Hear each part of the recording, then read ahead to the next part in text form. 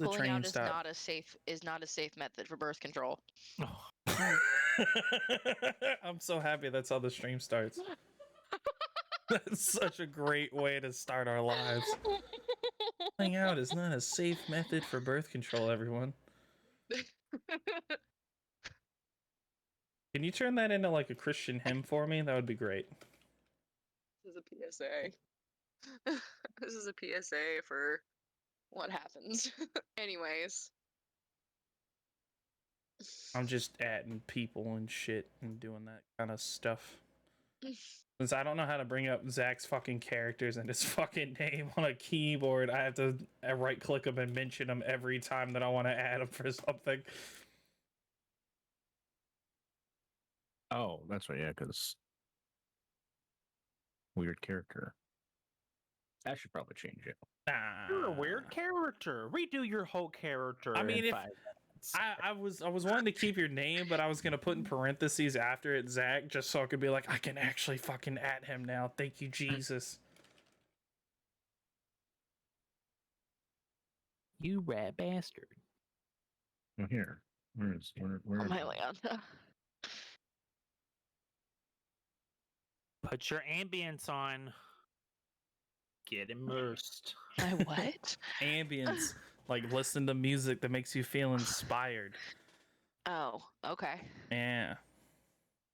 I'll pull up my anime opening playlist. I can't actually, the way that I have my audio set up, I can't listen to music while talking to you guys at the same time. So I will be musicless. You want me to sing for you? Lady Gaga, please. Damn. Oh. So what about some T Swift? I was gonna change my nickname, but it said it was disabled. Oh, I hold on. Kind of turned that off for everybody due to some channel point relations. I mean, I could start the stream off right and give him a brand new nickname. No. Oh. No.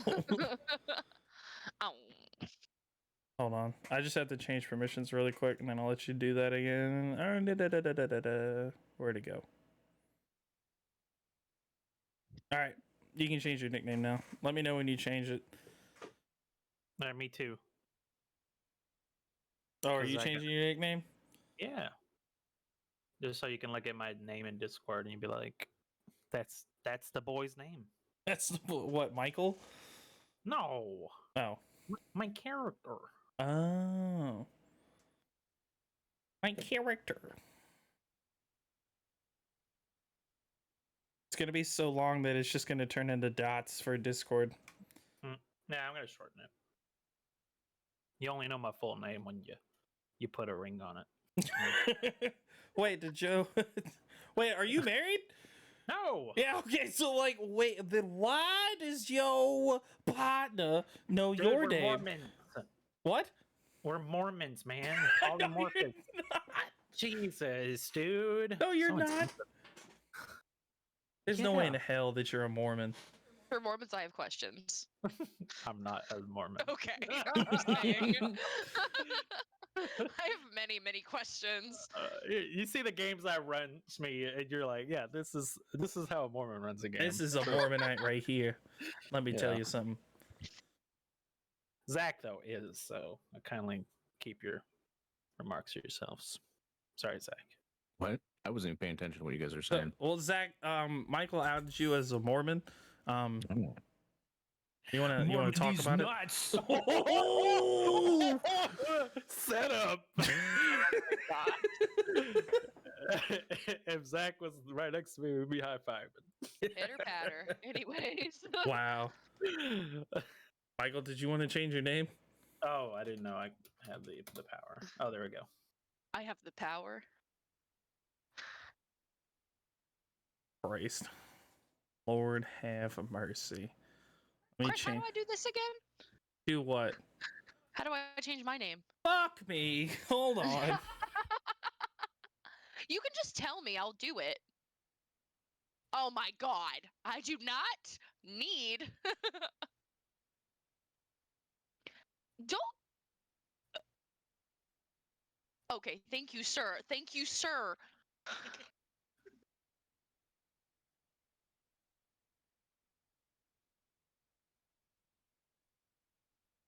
Jesus. Hope everybody knows when we argue, this isn't like actually fighting. We're not going to blows or anything like that. None of it's personal. By the way, Chris, I picked my Huh. ambient music. Okay. I picked Hex Girls. I don't know what that is. You don't know what the Hex Girls are? No. Did you even Scooby? Is this a moment that I have to like give you some nostalgia in your life? Well, Michael said Scooby Doo, so. Thank you, Michael. Wait, is that from the fucking popular animated Yes! movie? Yeah, do you No! Scooby With the goth girls? Yes. The witches and shit? Yes. I Yeah. found them on TikTok a couple days ago because people are like bringing them back, and I was like, oh my god. Great. This was a big part of my life. Great.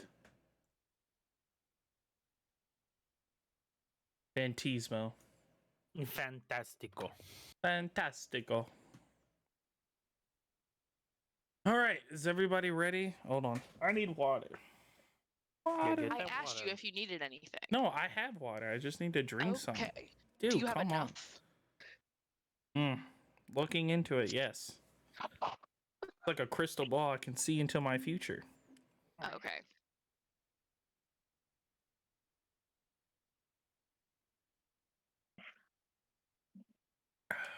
Zach, are you good?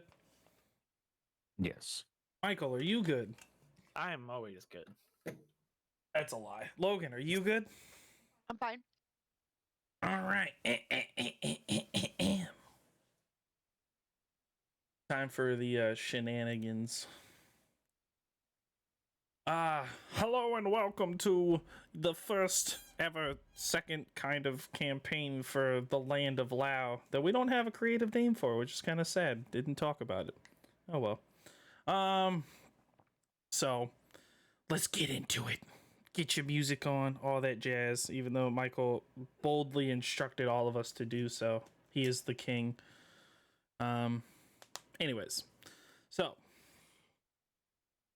our story starts with the usual once upon a time. There's a hag tucked away in the outskirts of Araminthia along the border of Hazelwoods. She resides within a small hut, single chimney, and green slated roof. The architecture is grandishly elvish, but has been overgrown by the vines of the woods. Towards Araminthia, or towards the rest of Araminthia, there's a sea of lavender grass that is perfectly the same height, but seems to lack the thatch with maintaining its appearance. Off in the distance, you can see the floating rocks above the pink water of Dead Man's Sea. Towards Hazelwoods, you're entranced by the humongous spikes of dirt among the hazel trees. Those that don't venture within Hazelwoods know of the rumors of what resides, and few that have dared to venture know what lies beyond the tree line. There's a whimsical hag dressed in a long, tattered elvish monk robe with over-exaggerated wrinkles covering her entire face, with lengthy lavender locks of hair, oversees this magical aura-bound sphere. She hums crackled hands hovering over the ball. She beckons a gathering of unlikely companions and trade for their greatest or greater desires. It's an int. Actually, is it a treant or is it an int? I think it's a treant. Yes, so I am a treant. Yes. All right. It's a treant and a tabaxi traveling together. And she's using the sphere to talk to them and to tell them where to go. And as she's doing that, the last bit of information that she feeds to these two characters, there's a sudden crash in the background and it disrupts the seance. An Eladrin elf appears and the hag crows out, "Ophelia! What are you doing?" You blocked the door. Had to get in. How's it going? You want to describe yourself? Oh yeah. Ophelia is a short and stout wood elf of sorts with long green hair and casually looks at you like she should be taller than you, and she clearly is not. Yeah. I told you do not disturb me during my seance. Well, you could put a note on the door, but did you? No, you blocked it. There's It's a very sock on the confusing. door. That's not what Oh that my. means.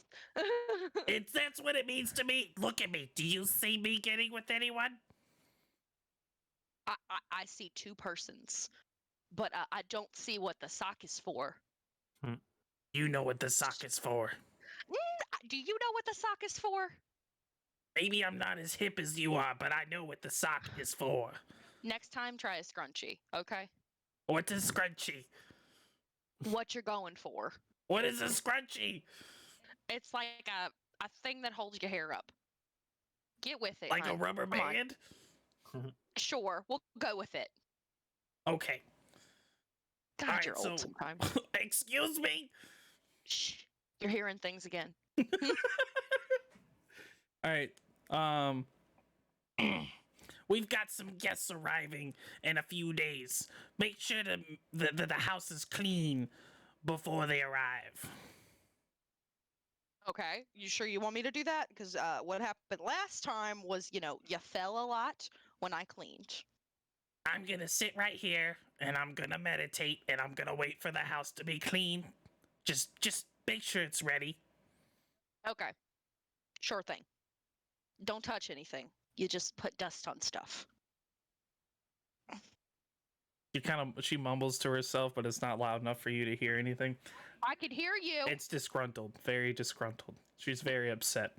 All right, so a week goes by. A new follower has joined the hag. And Ophelia has found a companion, Lily, who has been recently disturbing the hag. So the hag has decided to make her mute and has put her back in the kitchen. So we will not be seeing her today, but she will appear as a character hopefully next episode. And then so now that the Treant and the Tabaxi have arrived, do the two of you want to introduce yourself as you're walking through the door? Just a little bit before we walk in, you can see there's like a foliage of trees, and for a moment you just see nothing but trees.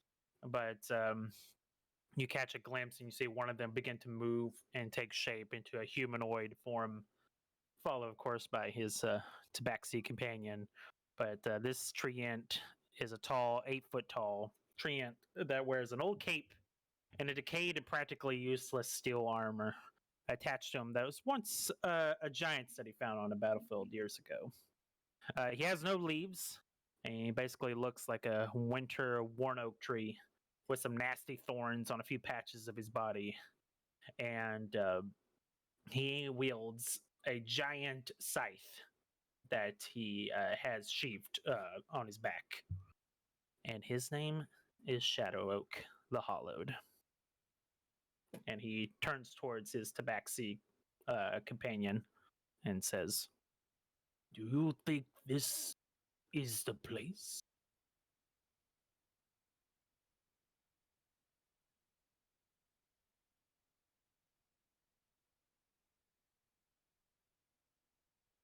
Sorry, I was muted. um,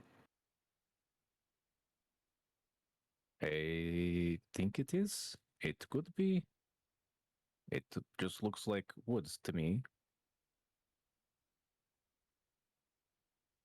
Shadow Oak just kind of crunches his tree limbs in like a confused look, and then looks around and spots something in the midst of that little hag hut. Over there, I see something.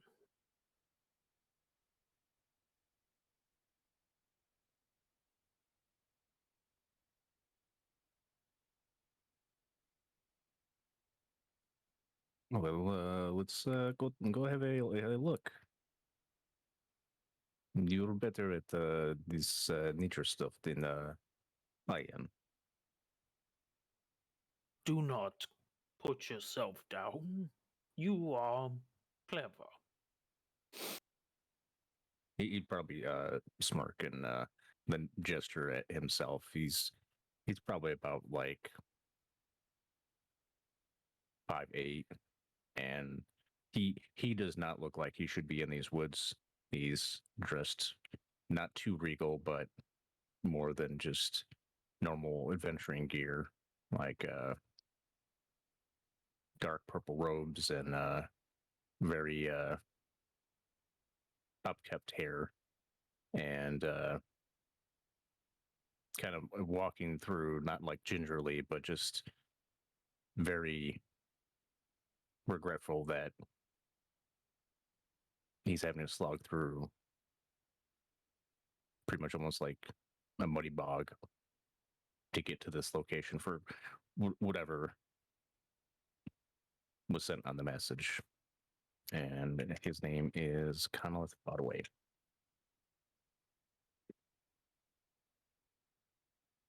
Wait, what's his name? Conleth Con. Bodaway. Okay. I'm gonna have to say that a few times. Get the hang of it. Get the ring in my hair. Yeah, Shadow Oak basically leads the charge, slowly but surely, stepping over one stump at a time, and eventually gets to the door and knocks. Hello. You hear a big commotion inside as trinkets and plates and whatever this hag would have on her walls is just, at least on that side, has just like fallen off of the wall, and there's crashing and banging. Oh my god, is this an earthquake? No, this is Shadow Oak. Ophelia, get the door! Just motherfucking clean. Hello. You just see a giant tree greeting you. Huh. You look like you got a splinter up your ass. What's your problem? Lots of things. Okay. You do realize you knocked everything down in the house, right? He kind of looks around and picks up a shard of plate. Everything must meet its end someday. Not today. All right. Can I help you? Looks at his tabaxi friend. I forget why we are here. That we received a message to come to this location and have a meeting. Oh.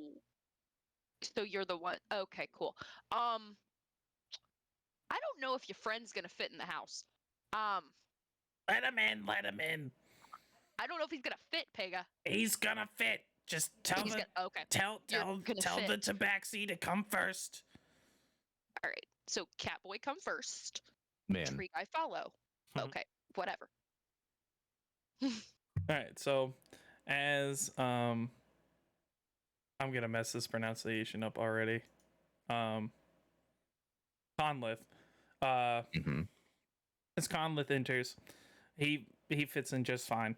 But then as Shadow begins to lean down to try to fit into the door itself actually extends, and what Conleth, Ophelia are seeing is the room itself, the entire house, at least from the inside, is rising. So it's like the walls are getting taller and the ceiling's getting higher up.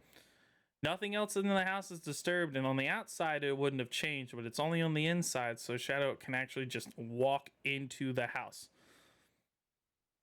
So it's just like his magic that she's just creating so he can be comfortable and stand. And so one of the chairs are growing in size too, so he can sit down if he needs to. Yeah, he looks up and tries to reach for the ceiling and see if it like goes further upwards. Does it do that, or does it kind of stay at his like head height? It keeps going up. Okay, he does that, and he's like, "Oh, pretty magic." He turns towards the the hag and Ophelia. You two deal in magic? Well, I deal in magic. My name's Pega. This is my assistant, Ophelia. How's it going? Um, it's My name is Shadow Oak. He just kind of gives like a bow. oh my, a tree that can bow. My friend here taught me many niceties. And Tabaxi, what is your name? My name is Conrad Broadway. It's a very interesting accent. Where are you from?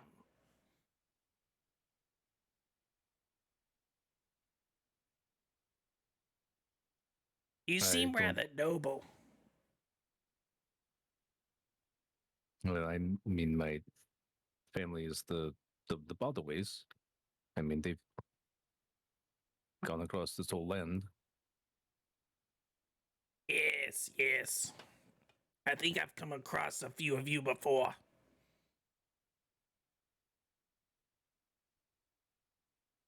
Okay, so as I tried to give you in the seance of in your minds, I didn't want to do this overlord I talked to you through a storm cloud type thing. I told you that I wanted to trade your services for your greater desires. Now I cannot give you the greatest. I am not that good, but I can give you greater. So I actually don't know what your greater desires are. Do you have any? Or can this be discussed later? Shadow Oak turns towards his friend and then kind of gives an expression that he is saddened. Like all his branches kind of curl in, and he says, I would like closure. Retribution. Closure. Hmm. I may be able to help you with that.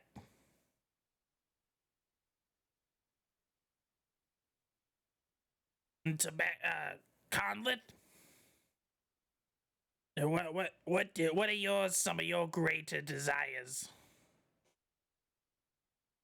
I would say knowledge, any type of information that I can collect and add to the findings that my family has slowly accrued over the years, and add to the library and well of knowledge that we have been creating. A very proud family. Do you ever plan to make your own library? Possibly one day, but this is further down the road. I still have much to do. Understood. Were you trying to say something, Shadow Oak? I looks over at Ophelia. Can you? Did she give you something? Give? In a way, I guess.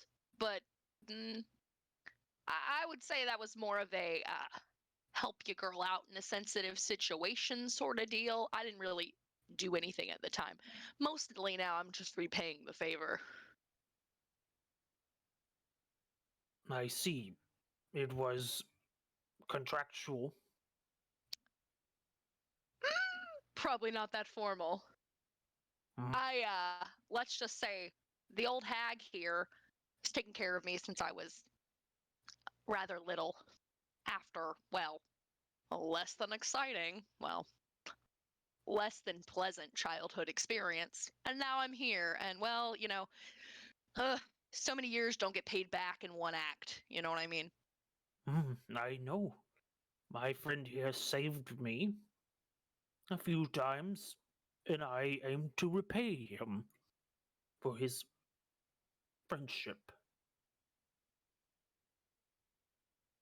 Well, as long as you don't become a scratching post, good for you.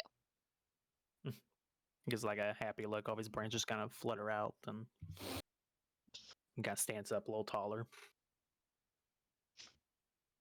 The ceiling just gets higher. What is it that you wish of us? Well,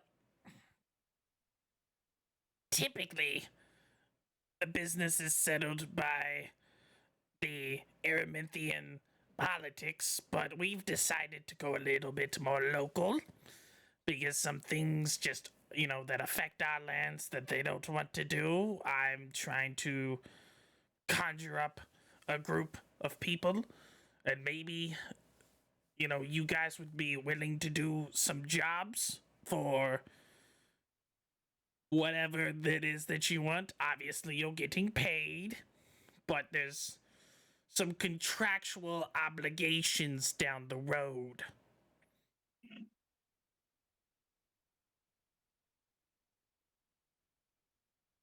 So I have 3 jobs for you now. It's hunting season for the local elk, and some local farmers just need assistance from keeping the elk from trampling the crops. Easy peasy, little shooty, nothing, not a big deal. There's been a local establishment, I don't want to get too far into it yet, that has become a little bit more messy than anticipated.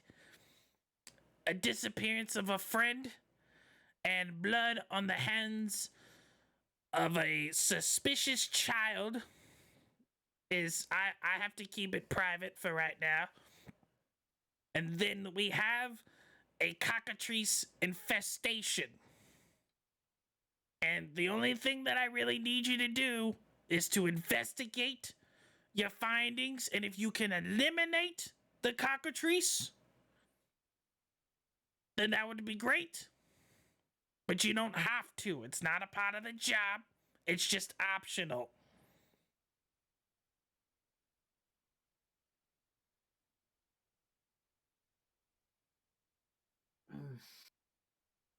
Well, I am versatile. I carry many talents.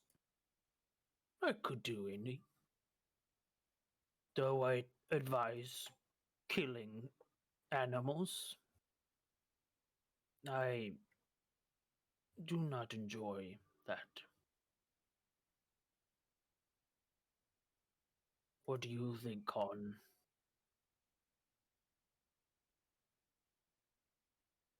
Looks over at his tabaxi friend.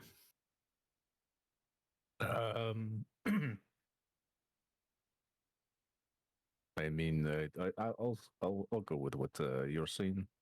I mean, you have a little bit more knowledge of this area than I'm used to.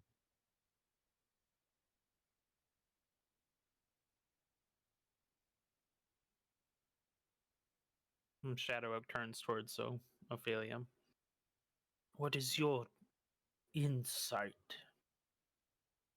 Well, to be quite frank, I'm an archer by trade, so I can do the hunting portion. That's not really that big of a deal. But the most intriguing, because Hag, you forget to tell me things. Probably this disappearance is kind of interesting to me, because you left that one out of the debrief there, hun. So that's the one that piques my interest. However, with my archery skills, I'm pretty sure I'd be fine either way. So it really depends on what you're comfortable with, Mr. Int. I think you're the one being made to make the decision. Okay, can I get it condensed, like the 3 options that we're getting? What, you just need the text of it? Not just yeah, I could do that too. No, so Or basically, it's just there's a cockatrice infestation. You have to investigate it. It's up to you if you want to kill him or not. Or it's up to the party. Uh, there's a local establishment that has gotten rather poorly. During a drunken night, someone disappeared, and there's been blood on a suspicious child that wandered from the woods. And it's hunting season, and there's some local farmers that need assistance for keeping elk off of their crops from like plateauing it, basically. So we got cockatrice roundup, murder mystery, and the farmers with their crops. Yep. Okay.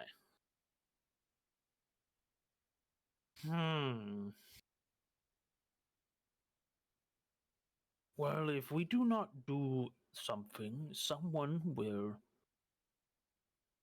deal with those cockatrice or those elk. Man problems can be solved by man.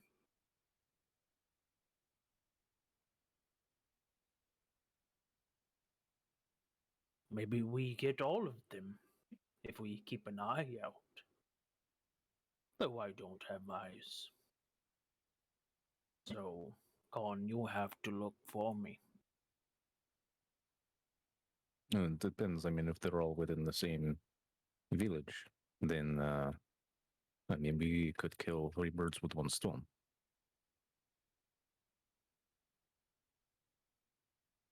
Shadow slowly nods.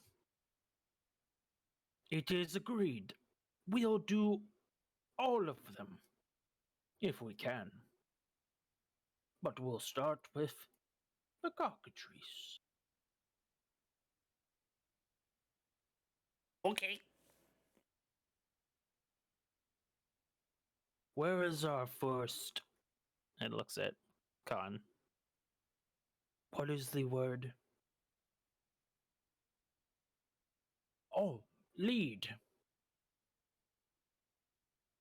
Well, I can tell you where the farm is. It's just north of us. It's not very it's very easy to spot. You know, there's some farmlands that are just northwest of us. And they've just been having cockatrices coming from the woods since we are right on the tree line. So, Oh, if you guys just want to go investigate it and report back to us, because this may be a bigger issue.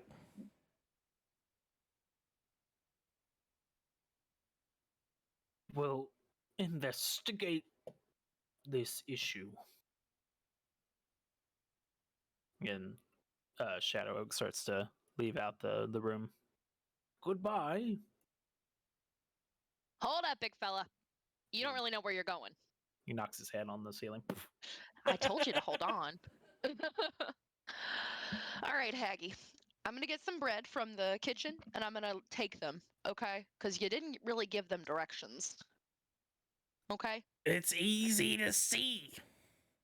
And she's like Yeah, pointing out the fine. window with her like crackly, like you can hear the bones in her crack as she's like swinging her arm towards the window. It's right there. And you can see it perfectly. It's through like a portal window. And it's a farm that's like on the top of a hill with a little stone wall around it. But it's far enough away that like it looks really tiny. But you can definitely see it. Hold on there, Turbo. No breaking the limbs. All right. Put your hand down. I'm going to take them. All right? We don't need them wandering around here without, well, supervision. All right? You stay Okay. here. Don't break nothing, including yourself. Wait. What? I have to give you these. This is a part of the job, just in case you guys get combative. And she starts ruffling through her stuff, like she's swinging books up. Oh, where did I keep it? Just throwing things around. You make it a Ophelia, mess. stop! I've just cleaned the Stop! den house. I'm finding I'll get Lily to do it while you're gone. Don't worry about it. And she just keeps ripping through everything, and then she reaches deep inside of a bag. She's like shoulder length of her arm is into it. She's holding it up to her shoulder, reaching around, and you can just like hear odd things. You hear like a cat meow and hiss, and then she just pulls out this little messenger bag, and hands it to Ophelia. Ophelia, I need you to take this. There are 6, repeat 6, so it's for 2 of you, 2 each. It's anti-petrification potions. If you get bit, you could be petrified and you turn to stone. Take the potions. Thank you, ma'am. Is Whiskers in the bag? Is that where the cat is? I thought Whiskers died. That's a cat you don't know about. Mind your business. No. Wait, what? Okay. Mind your business and leave. I don't got time for that. Okay. I'm gonna get the bread. You stay. Don't hit your head on anything, Mr. Tree. Okay? Shadow Oak slowly nods. And All then as he's walking out, he's like, stone could be an improvement. From wood. And he walks out. Ophelia goes running up behind them as they're exiting with like the bag of bread and her cloak and her bow, and she's like following them out the door. Con, are you coming? Well, yes. I mean, I'm not going to stay here with this woman. I definitely wouldn't.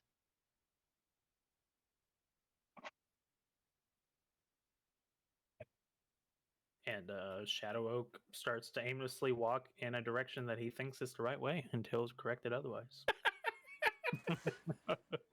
Mr. Tree, go a little to your left. You're gonna hit other trees. A little These bit are more. my friends here.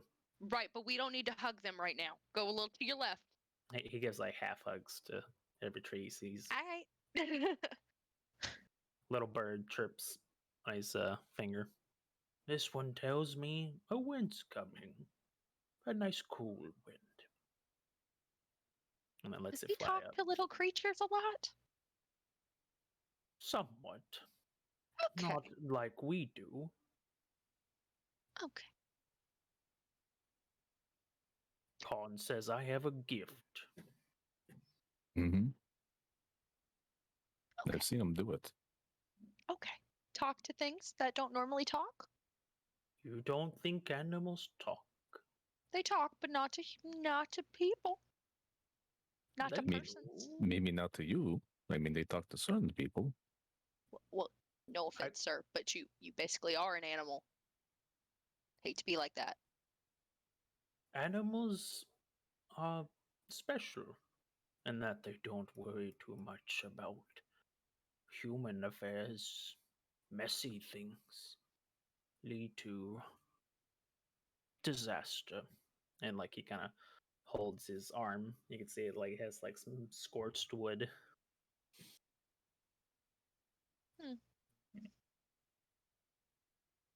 Where are we going now? It seems that the trail has ended. We're gonna keep heading this way until you hit the big rocks. Don't go through the rocks. Step over the rocks. Okay? I don't need to clean up any messes today. Okay? Plus, if you destroy the fence, I'm gonna hear about it, and it's not gonna be fun. Okay? Elves are not fun ladies to deal with. They get real snickery. I Okay. have noticed something about you, Ophelia. What's that? You're different than other elves. Well, yeah. You But I'd have, love to hear how you think. You have color, and you change. I can see it. You have more nature about you. Well, let's just say I didn't live in, Lavender Land for very long. Lavender land? That's what we call the little, you see all the lavender everywhere. It's not something I'm a fan of. The contrast doesn't work for me. I have begun to notice all the lavender. It's like kind of sickeningly sweet if you think about it. If I Ugh. could taste things, I would take you up on that. I wouldn't taste this. Remind me to give you something to taste later if you want something to eat. I can't eat. I eat through the sun. I think you'll enjoy a magical piece of something eventually. I mean, if he puts it inside of him, it's just going to fall further inside of him. He has no actual organs inside his body. I get that. I have several apples that I couldn't get out. They're still there. Several apples. Have they rotted? Mm-hmm. Oh. Squirrels go inside and try to eat them. Oh. So you have your own version of a parasite. How exciting. Parasites aren't too bad when you're a tree. Okay. No termites though, right? No. It Okay. gets a little terrified. Con Don't told worry. me to stay away from them. I would. I don't think that'd be healthy for you. You might lose a couple inches. I think we found the rock. Okay, now step over. Over. He basically just takes one step. Yep. Giant. There you go. Takes Ophelia like a little hike to get over it. He like reaches out with his hand. Do you need a branch? I'm good, but thank you. You coming, Catman?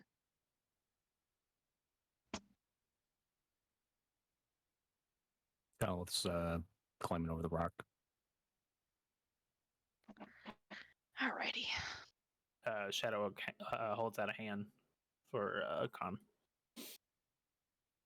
Be careful with rocks. They can make you slip. Don't worry, he'll land on his feet. And he looks at Con. You did not tell me you had the ability to land on your feet.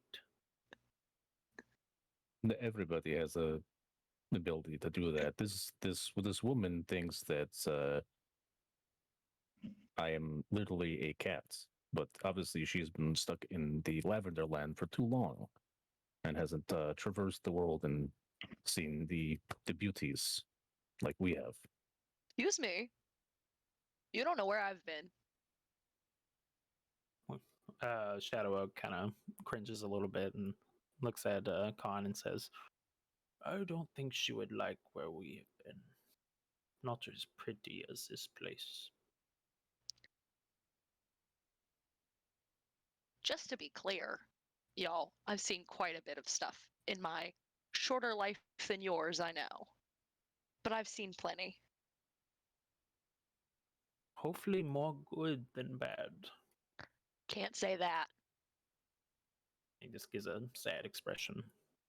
Seems we are all destined for a little sadness. And he continues forward. All right, so as you guys arrive to this little farm, you can hear a man and a woman arguing in Elvish outside. They're going back and forth about, you know, what they should do about the cockatrice since the since nobody has helped them yet and they keep losing their farm animals. And the woman's talking about leaving him because he won't go fight the cockatrice himself, and you know, it's getting rather dramatic.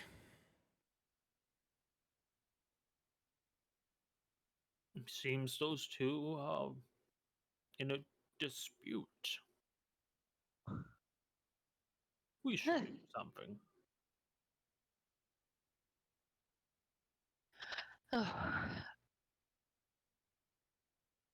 Let's go see what the hubbub is. And Calith's gonna walk closer to them. And not like directly up to him, but enough to where he's visible to them to not scare them. And then ask them, apologies, we don't mean to intrude, but we heard you yelling. Is there anything that we could assist you with? They didn't notice you approaching, and so as you began to talk, they both simmered. They were simmering down, even though still heated. and they turn to look at you, and the woman shrieks and jumps behind the man, and he just starts cursing at you in Elvish and draws his sword and just like waving it at you in a very panicked way. What does he say? Can you speak Elvish? Yes. Yeah.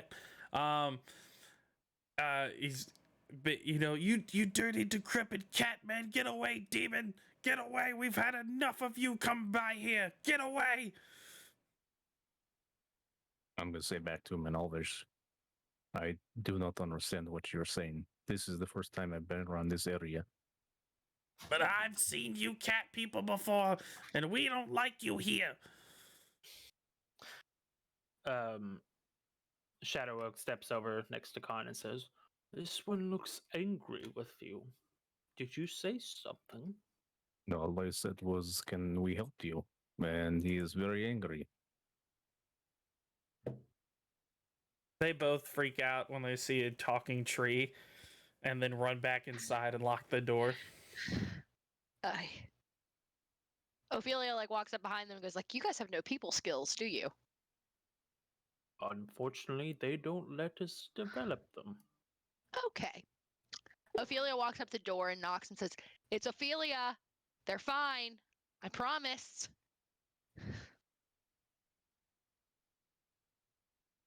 So, Ophelia, you know the couple as Cheyenne and Derek, Okay. and they're local farmers that are they're definitely, they do not have money in any way, shape, or form. Not a lot of it, at least. Yeah. She bangs on the door. She's like, "Derek, get your sad ass out here. Let's go." I'm gonna come in if you don't open the door. Ophelia, stop. And they open the door. Is the tree gone? The tree is still here, but he's What- fairly what- neutral. What do you So, mean? like, chill. I'm standing He's still, so chill. I do false appearance. So it just looks like I'm a regular tree. Wait. We Okay. didn't plant that tree here. Is that the there's no Okay, trees okay. around. Why is it? Derek. He Derek. was talking. Derek. What? Relax. What? Haggy sent me. Nice to see you. The tree is gonna talk again, and it's all gonna be fine. No, it's not.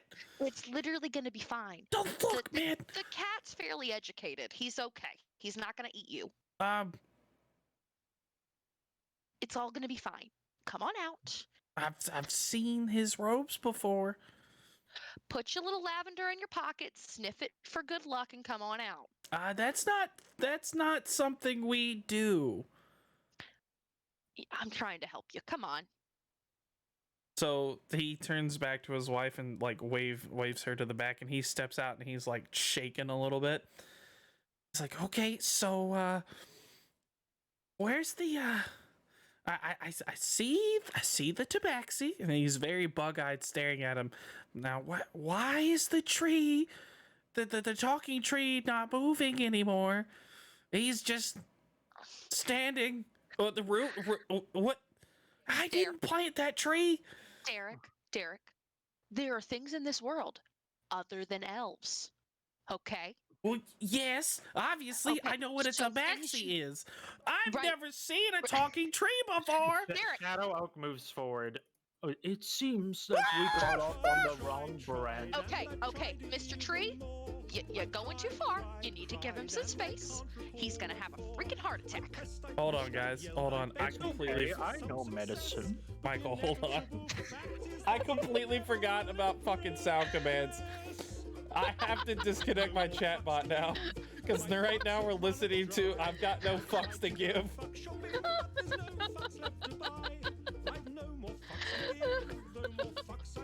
My bad.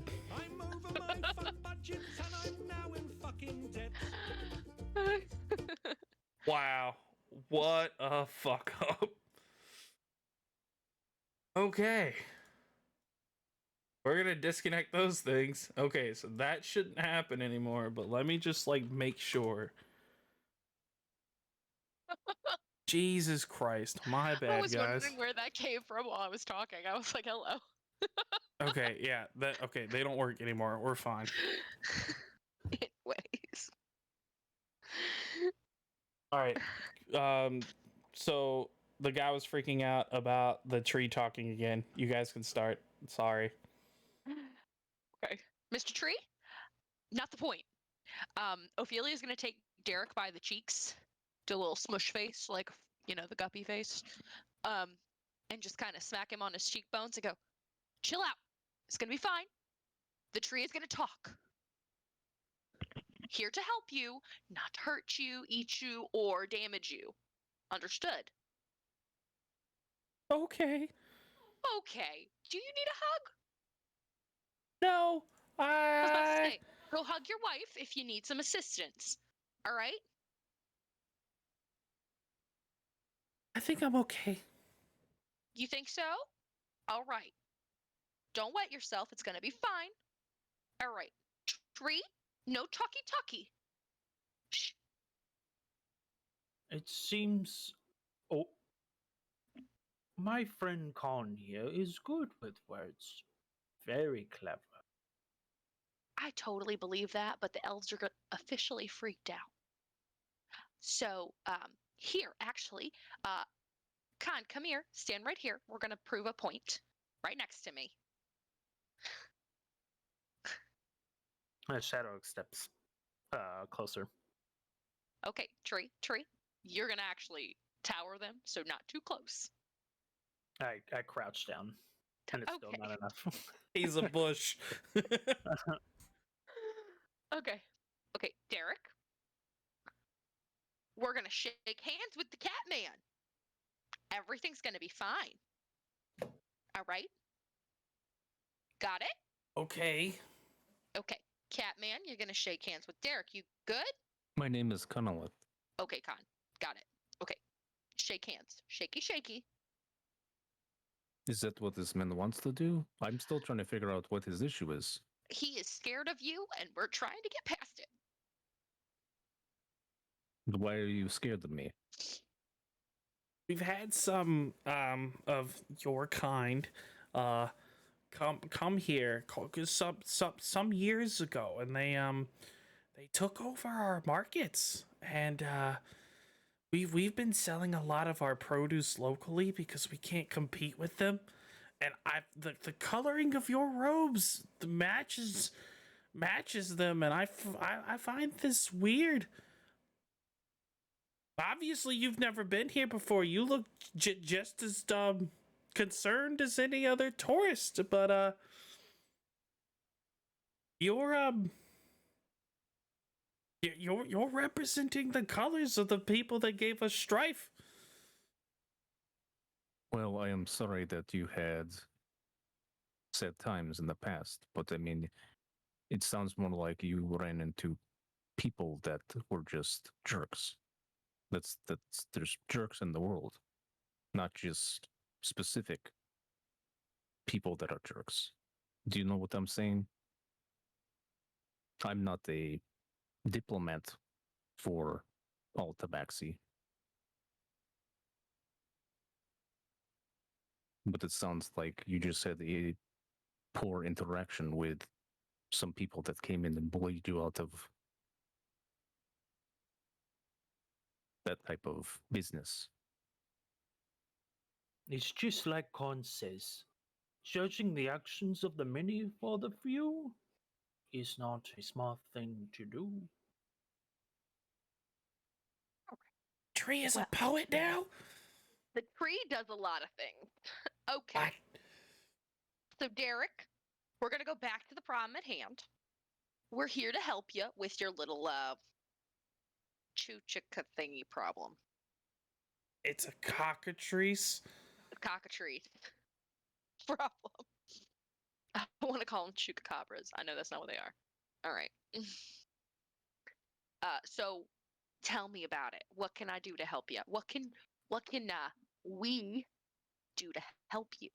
Well, every night, for what seems forever, we have cockatrices that pour out, and I mean by the hundreds, and they just are flocking out of the hazelwoods over there, and they just tear through this beautiful grass that our lands have, and they just start wreaking havoc on our farm, and they take a couple farm animals and they just drag them away.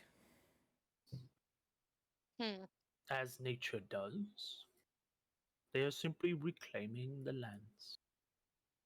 The cockatrices have never been here. They typically stay to themselves in the woods. It's like Alright, they're feeding something. Okay. DM, can I like decipher my extensive knowledge of animal and plant life to see why the normal habits of a cockatrice and see if this lines up? Yeah. Okay, I'm gonna roll a nature check. Roll a 17.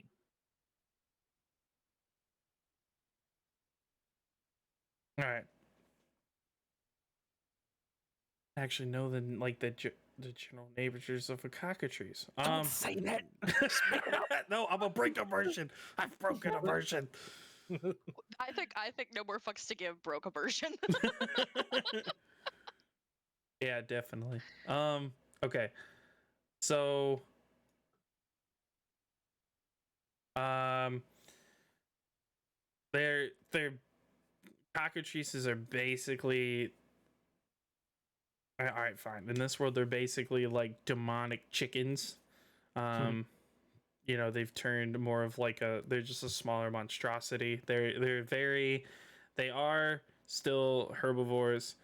But they do have a slight thing for meat, but it's only in terms of like if they're attacking something and they actually eat it, like when they're biting. But other than that, their diet still consists mainly of like grass and bugs, smaller insects. So this is totally out of whack with them. Yes. Okay. Hmm. Shadow Oak says, I've seen cockatrice across the realm. They do not act like this, from what I've gathered. I know. Uh, Um, Ophelia would like to like look around the farm, like go on a little walk through the farm to see if she could find any like clues or anything like that. Do you want to do an investigative check? Yes, please. Go ahead. Oops, I didn't mean to post that. I got a 12. So you find there's a slight mud pit that's been forming, and as you're and it looks like some rather larger animal. It seemed like as you're looking into the field where you would normally see a bunch of cows and pigs separated in their own pens, but it seems like some of the fences have been torn away. There's some rivets in the mud where like giant. It seems like something as big as a cow would be that has been drugged through the mud, and you've noticed like splatters of blood, um, and some like pieces of animals that were left behind, and everything just like points towards the woods. Okay. So, whatever it is, it's coming from that way, and that's where they're running because the pattern's there. But out of curiosity, Derek, um, you said it's only happening at night, right? Yes. And have you heard any other noises other than what a cockatrice smells like? We do hear, not it's a little later after the attacks. We hear this rather large, like monstrous roar. I don't know what it is, and it scares me. And he I kind mean, of like, Derek, many things scare you. well, yes, Would but this scare me? hold on, and he kind of gestures over to his laundry hamper, and all of it is like just like brown stained underwear. He's like, yeah, I think it would scare you. This man Okay. rolls in the dirt. I'm gonna put a hand on my friend and just tell him it's yes, it will go with he's been in the dirt.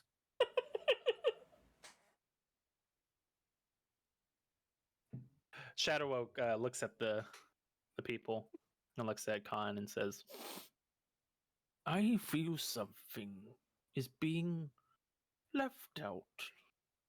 Call it nature's intuition. But I don't have the words to, as you would say, pull the teeth. All right. Well, He Okie. says this in secret, like whispering. Oh, Okie. All right. Well, Can I kind of look at the people and see if any of them are acting sus? Yeah. Roll for sus. Roll for sus. Roll for sus. I think that needs to be an additional thing to whenever 5e gets updated. Sus. roll for sus. They modernized it. No. Like now we're hip with the kids. Oh my There is no God. perception. It's all I'm gonna sus. need that in Among Us later. Anyways. Oh. So what'd you roll? A 5. Wait, Ah. wouldn't it be insight, right? You're trying to call their bullshit? Or are you just looking No. around? I could roll and say I was whatever. Either way, 8. Well, what were you trying to do? Were you trying to Just to see if anybody was acting like off.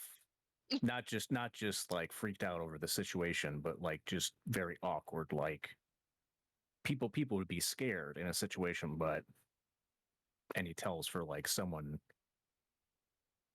was acting way out of the normal. Oh no, he's genuinely terrified. He's like freaked out. He's trembling. He's scared of a tabaxi and a talking tree, and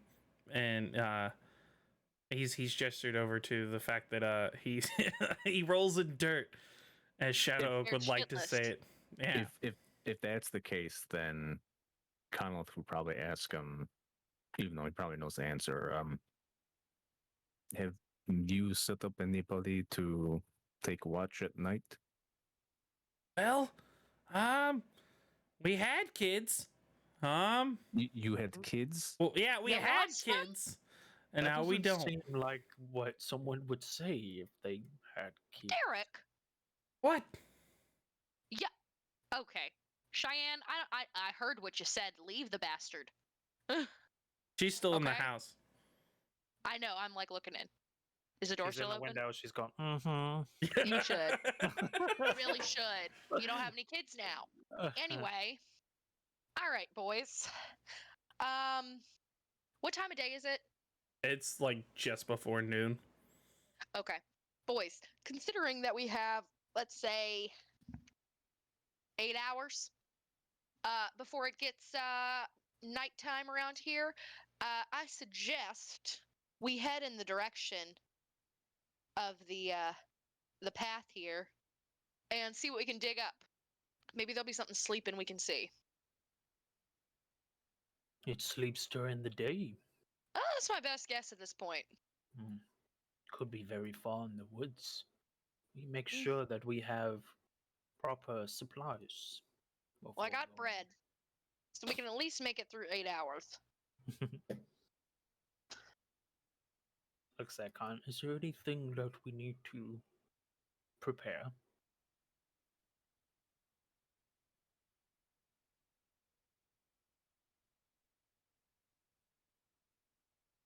Not that I can think of. I mean, the better question is if we have 8 hours to burn, and we're in this area, how far away is the other one with the, was it the elk?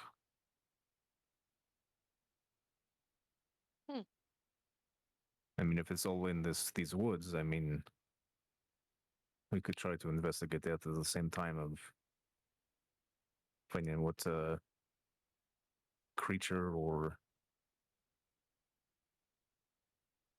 thing is doing what it is with the Kakashis. They could be connected. That very well could be. All right, Ophelia. Can I ask the guy like if he's heard anything from his neighbors? Like any other weird happenings? Yeah. And Derek tells you about that there's been some strange occurrences of rather ravenous elk that have been tearing through crop fields and plowing over the local just been plowing through the local fields and leveling crops and trampling them over, and it's been giving the some other local farmers a hard time.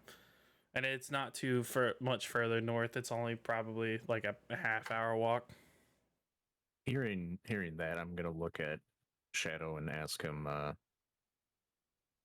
have you ever heard of anything from your knowledge of the woods where something can manipulate the creatures that inhabit it? DM. Yep. Do I know anything like that? Yes, I would say that you do, due to the fact of where you're from. Yeah, because since you two have been travelers and you've seen lots of things and your general connection with nature, I think you could conduct that on your own. Do I need to roll anything? Yeah. I just okay. There are certain spirits that emanate from, and I'm going to say this while I'm walking towards the woods, just to save on time. Yep. You know, and I'm talking to Ophelia too, as I mentioned this. The spirits of my woods, when I was but a young tree, would fluctuate between good and bad, depending on the surrounding humans. This could be a similar case. Huh. Well, that's interesting. What are you thinking it could be? Any ideas? Because I'm gonna go ahead and tell you that the energy that comes out of that house, I would never say it's positive. Those two need to work on themselves. Oh, definitely. She looks like she does not need no man. Huh. Most of us don't.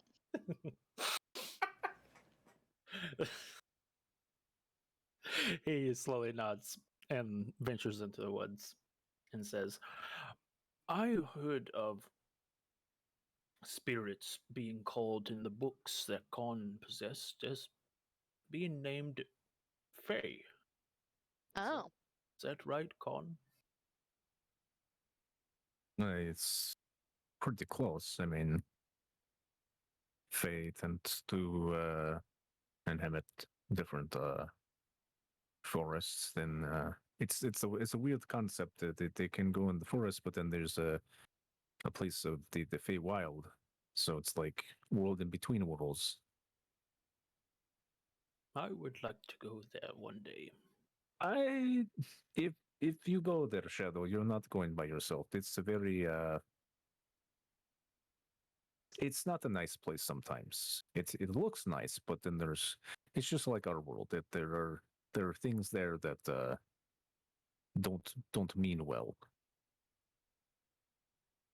Slowly nods, disappointed. Seems everywhere we go, there is danger around the corner. He pulls out his scythe and kind of holds in both hands. Looks around. Hmm. Let us investigate, shall we? Hmm. All right. Shadow, how big are your steps? How big are my steps? Yeah. About a tree stump size. Oh, okay. How I was big just of a wondering tree if I stump, had though? to like, yeah. They're like a normal, Well, like a oak tree, but split in half. So I don't know how wide an oak tree is. The reason I'm asking is if I'm as short as I think I am, I feel like I'm running just to keep up with you. So they grow. That's the height. How wide are they? They're 80 foot wide, so split that in half, so like 40 feet. So I'm running. Got it. I just had that thought because I was like, oh god. no, they're about 9 feet wide. They're 9 Okay. feet wide. Okay, Yeah. that's better. So like 4 feet, like Yeah. width. Okay, so I don't have to like sprint. I just realized I said Doing a 40 feet. nice I'm like, oh my brisk. god, that's a giant step. All right. Typical Sorry. typical stride for humans about 3.5 feet, 3 feet, something like that. So like you're hauling ass like all the time because his stride has to be Okay. gigantic. He's 8 feet tall and his step is 4.5 feet. Oh, But also, I'm with it you. also depends that like Shadow might be aware of that, so he might intentionally move Slower. slower because of being around other people and like initially trying to walk and then realizing like, oh, why are you back there, friend? Yeah, I think he's definitely like tree bearding it, like from Lord of the Rings, like Mhm. slow, Oh my God, methodical Treebeard. steps. And I think like a Shadow Oak would stop like halfway and see like Ophelia panting and said, "Would it be okay if you sit on my shoulder? That way." Oh, I was gonna hop a log. Honestly, that's what I was thinking. He reaches out, Well, this is nice. and now you got front row seats, and then he just starts booking it. He's just gonna leave the tabaxi behind. You It's fine. motherfucker. Be my Catman.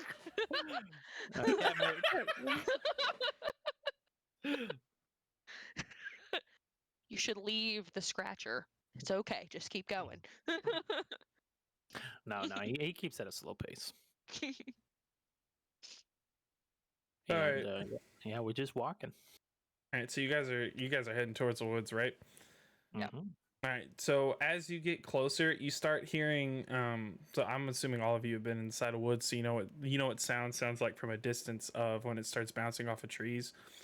So you Oh, start does that mean? you start hearing like monsters, kind of like demonic chickens clucking, and it's just like repetitive. It's like the Chinese water drop torture. It's just like cluck, cluck, cluck, and it just like echoes for like eons, but it's not like a few. Like you can hear it like in a mass of waves. It's just constantly clucking. Hey, Oak, if I put my ear up to the side of your bark, will it sound like a conch shell?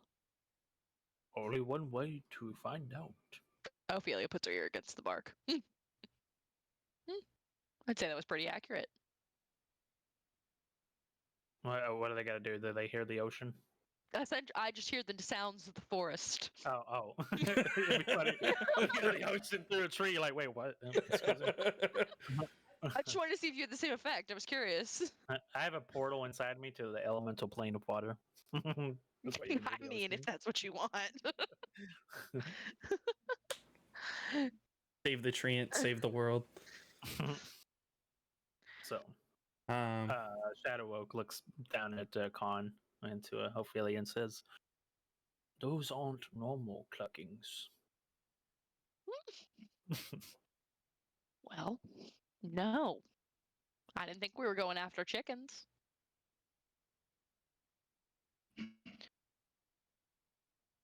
He grips his scythe and Oh. says, "We do not murder intentionally, but if it comes to it, I will do what I must."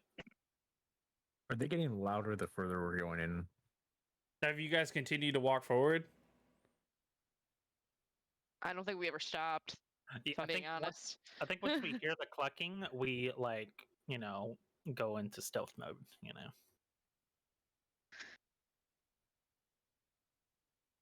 All right, so everybody's being stealthy. The chickens are still like a little bit away, but it's just like it's so disorienting hearing all the clucks bouncing because there's just so many. You can hear them bouncing off of trees. It's kind of hard to distinguish exactly which direction it's coming from.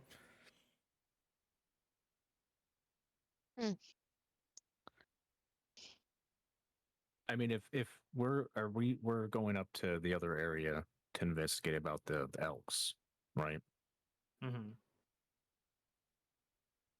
Oh, I thought you guys were going into the woods. I think we were going after the elks first because we had 8 hours. Yeah. Oh, my Mhm. bad. My bad. It's okay. Wow. I'm gonna have you want Wow. an army of cockatrice attackers going ahead. Rip. um. Okay, so you guys are just gonna head more north along the tree line, and it's only about a half hour. And you stumble across a man uh, sitting on another stone wall that's surrounding his house, and he's just staring out into the woods, and he's overlooking his fields, and he's just sorry, and he's waiting for, and it just seems like he's waiting for something. Like the arrow is already out, and it's out of the quiver, like sitting on the string. He hasn't drawn back yet, but he's just like sitting and waiting. And it seems like he's definitely an overweight man, bald, and oddly enough he's a human. Even though you guys are in a land that's generally populated by elves, and he's just staring out into the woods and waiting. Or it seems like he's waiting.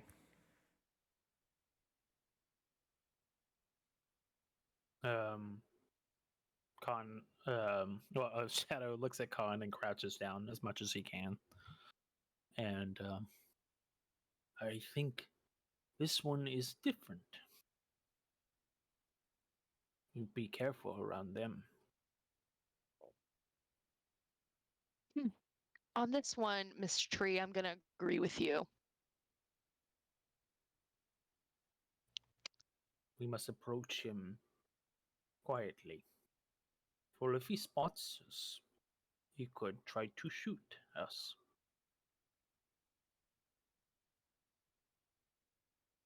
We already know some people's reactions were fear. This one looks like they will use violence.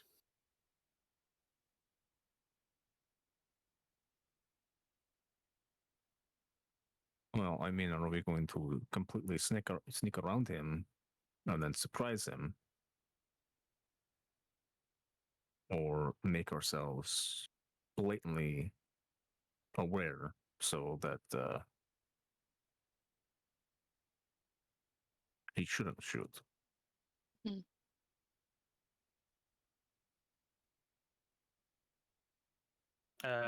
Shadow Oak nods and then stands up and walks in the open.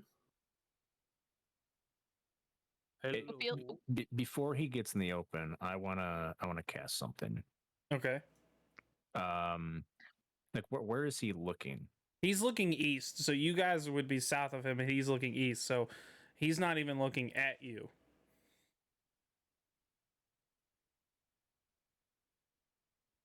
And this whole time, his head, he just seems like he's just scanning. Like you can see his head slightly turned back and forth, but it's more like he's like scanning the tree line and waiting. It's a robot. It's a robot. Beep boop beep boop. Stinky. Before Shadow says anything, I want to let's do this one. I'm gonna cast Prestidigitation and cause like some like wind rushing by, just so because I'm pretty sure it's like dead quiet, just so there's something that's not just dead quiet and all of a sudden, hello friend, just to get him to look Oh, all right. halfway there. So like at least he's aware of the next audible cue. Okay, so are you trying to like talk to him through the wind, or is it just like No, that... just something to rustle, so it's not dead quiet, and then all of a sudden Shadow's yelling at him, and he freaks out. Okay, That's kind of like you're throwing like a rock to get Okay. Just to make sure he's awake. Like, hey, listen, wind, whoosh whoosh whoosh. Ophelia wants to stay in the tree line and lock an arrow in her bow. That's gonna be a very long shot. I'm good. What do I say? No, it's okay. You can prepare it. It's fine. I'm just prepping. And Shadow Oak casts Produce Flame on his fingertip. Just a little tiny flame. And then waves. Hello. I can see you, tree. I see you waving. And he hops down off the wall and sets his bow down and takes the quiver off his back. What do you want? You have problems. We are heroes. We solved them. Oh, did you guys talk to Pega? Yes. Pega. And looks back to get like a confirmation. Ophelia gives him a little like nod. Gets excited, turns back. Yes. Mako. Pay. Hey. Papa. Oh, goodness. Yeah, Pega. And he starts walking towards you guys, and he completely unbothered. Doesn't even seem like he fully sees at least Conlith and Shadow Oak. Has not noticed Ophelia yet because she's off to the left of him as he's walking towards you. So, and he just steps up to Shadow Oak. So, you hear about the elk problem? It slowly nods. We are the solution. We're going to help. Right. Lead us in the direction of these elk. He points his big, like burly, hairy arm, and he just sticks his hand out and continues to look up at you, and just points at the tree line. Every night, I hear this loud roar, monstrous thing, and a bunch of elk come shooting out of the woods and trample my crops.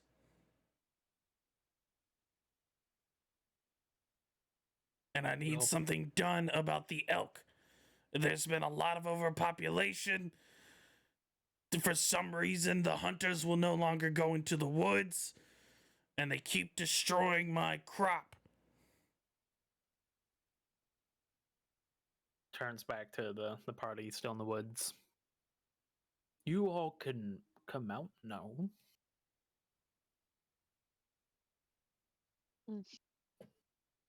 Ophelia steps out just enough, but keeps her bow in her hand. She's not getting close to that guy. I walk up right next to Shadow.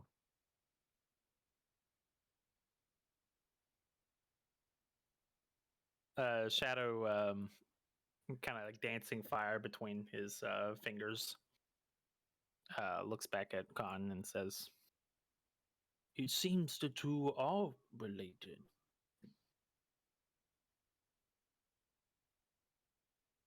Well, no, the question is, what is the cause of both these sets of creatures acting strangely?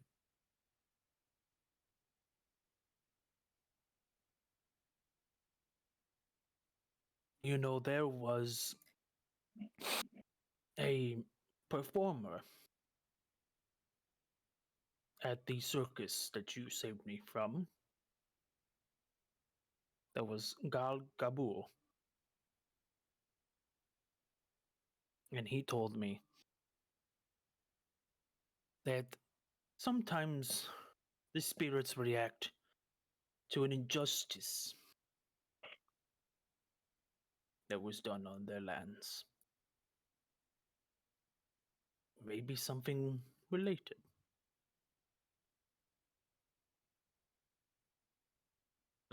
Possibly. Had you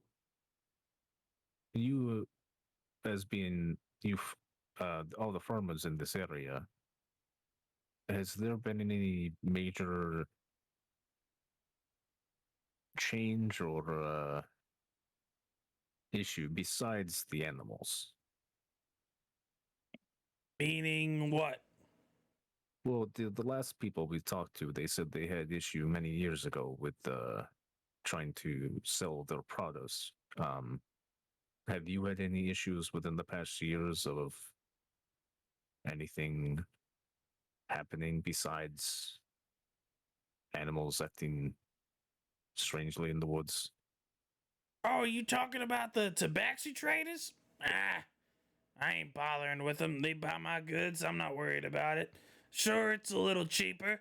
They're making more money off me, but you know what? I do right by me. They do right by them. I'm not worried about it.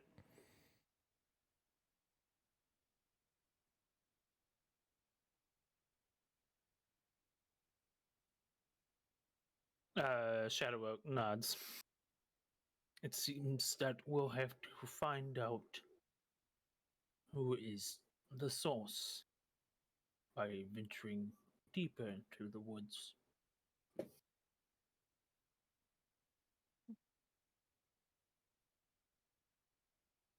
I don't think it has anything to do with these traders. That just seems very odd that if they established something 2 years ago, why would it all of a sudden be affecting things now? Maybe something came into the woods and took up residence and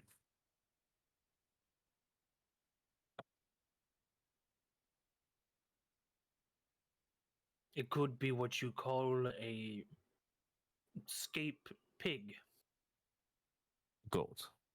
goat. Yes.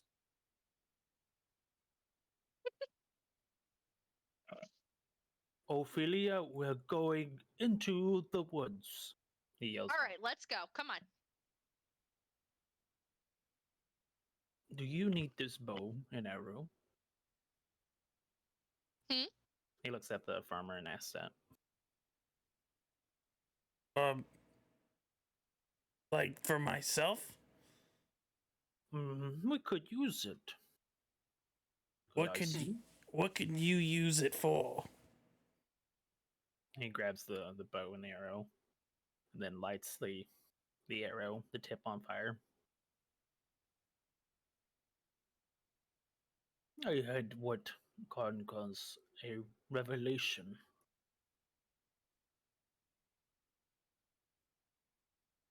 And that is?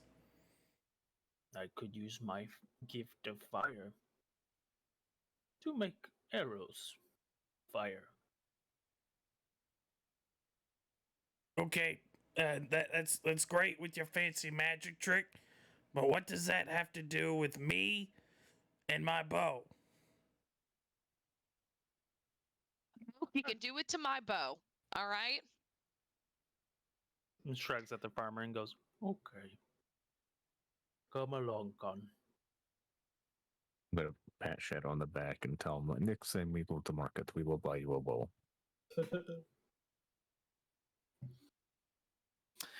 Shadow's got a little spinner cap on top of his head. Oh, jeez.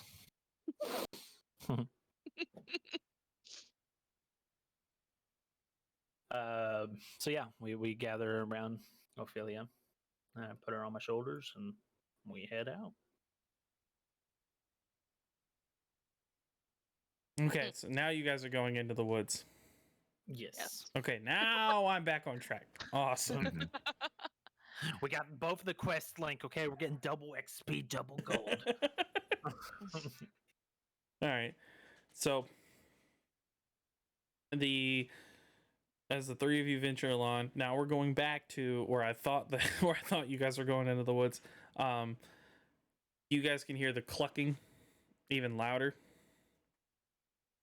And as the clucking continues to roar on, you start to hear like trying to think of how to describe it. Basically, like the pitter patter of like small feet, but like all around you, like hopping for like the branches start shaking, and it's like something's like up in the trees above you, moving very rapidly, and just a ton of clucking. It's above us, right? Yeah. Okay. I'm gonna cast um I'm gonna cast entanglement above my head.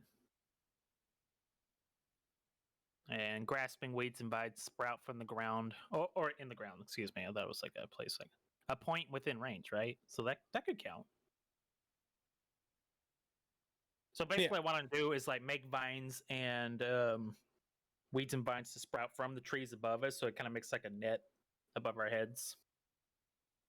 So it's basically like you're creating like a dome, or is it just right above you? So it's more like a canopy. Yeah, it's basically just catches anything that like tries to drop down on top of us. Okay. And I'm gonna put it like 20 feet up in the air. Okay. It's like, I mean, how tall are these trees? Oh, they're gigantic. They're humongous. Like 80, 100-foot tall trees. Mm. Well, that's the top of the canopy, and then it goes down from there. So it's the typical 3 layers of a forest ecosystem, where you've got the canopy, and then everything, the mid tier, which is like what for these trees would be considered saplings, and they're 40 to 50 feet tall. And then there's wooden spikes that are coming out of the ground. They kind of look like anthills, but they're not. And they reach just as tall as the tallest trees, and they vary in size as you go on. So their mounds create like rather large hills that really ruin any sort of visibility for the lower canopy life. So, like when you're looking straight ahead, you'll see like a mound, you'll see a tree behind it, and another mound, and it just like completely disrupts like what you can see directly around you at all points. I'm gonna look at Khan. Do you remember the trees back home? He probably thinks for a moment, and then he'll say, "I do. It's been a while since we've been back there." They were never this tall.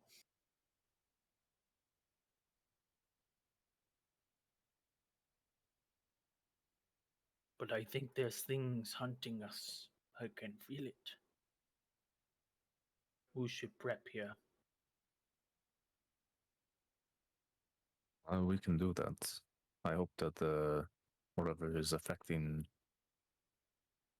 the animals there isn't also affecting the foliage and plant life.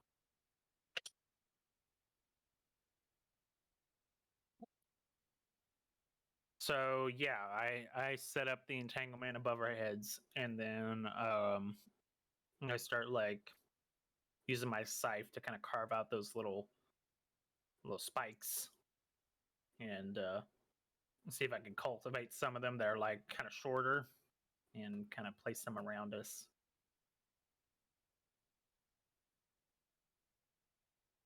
If that's okay. Yeah. All right. So yeah, I just kind of chunk them in and into the ground, and get out my scythe.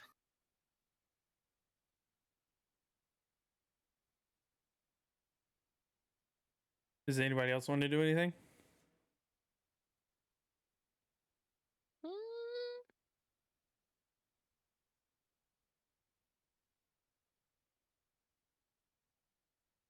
No, not at the moment. Because like the feeling is that we have things going above our heads, and it's we're hearing that demonic clucking. Mm-hmm. Mm-hmm. So we about to get attacked out of character.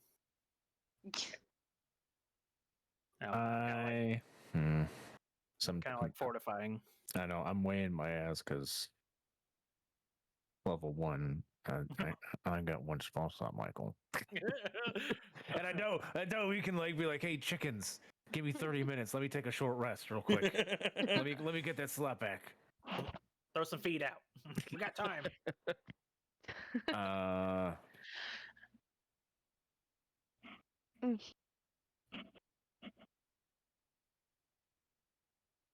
Let me look at the other thing I got. Hang on.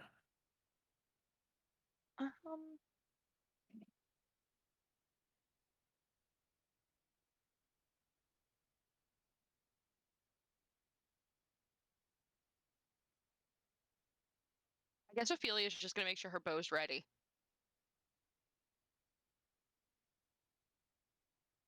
For the time being. No, I'm gonna wait. I'm gonna wait because we're gonna fight. I want to use it on something else. All right. So we're ready. We're ready for the cluckening. The cluckening. Oh my god. I just watched that Bob's Burgers episode. All right, we're gonna take our first break here now too. Go ahead and let you guys go pee, get a snack, whatever you need to do. Give you guys like 5 minutes. All right, cool. If you need longer, let me know. All right. 5 is good.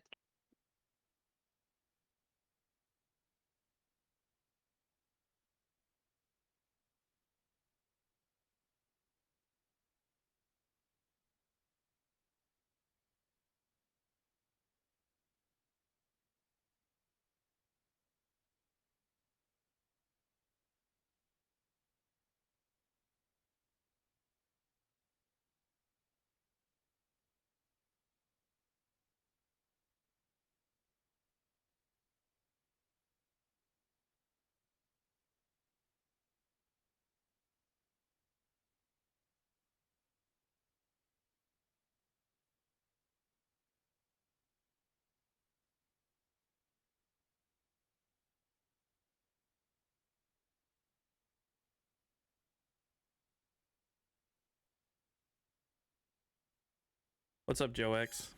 I'll talk to chat. I ain't got nothing better to do. Type a little bit. Ba ba ba da da da da.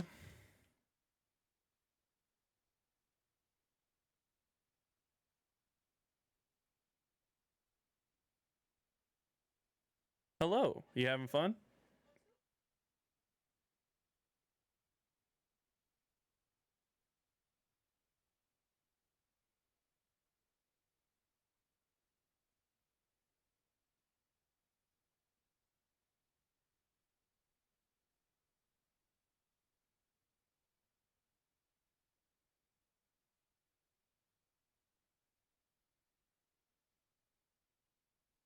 Listening while I work on things? What you working on?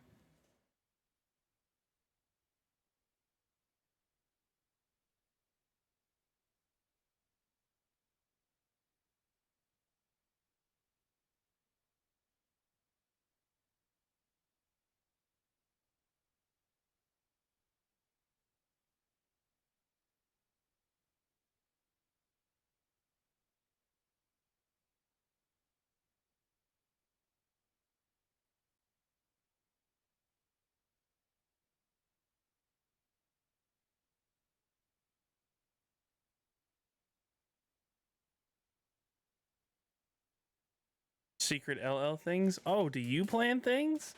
I thought that was Michael. Are you the real DM? Is that what's going on here?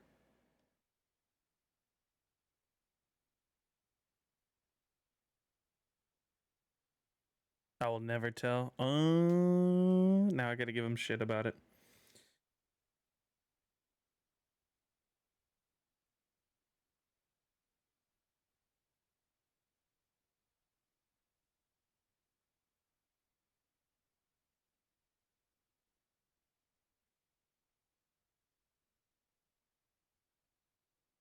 Here we getting coffee? You good, man? We ain't doing nothing. Ba da da da da da da da da da da.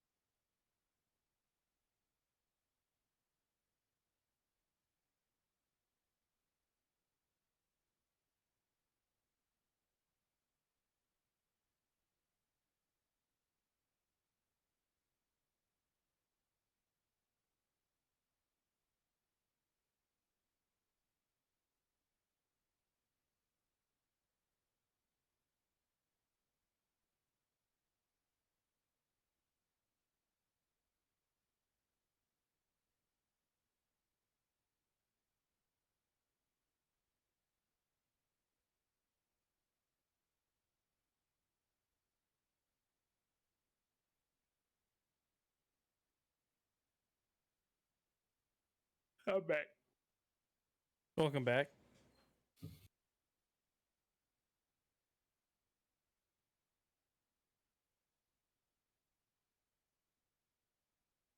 Okay, so Shillelagh, Yeah. is a spell, a cantrip.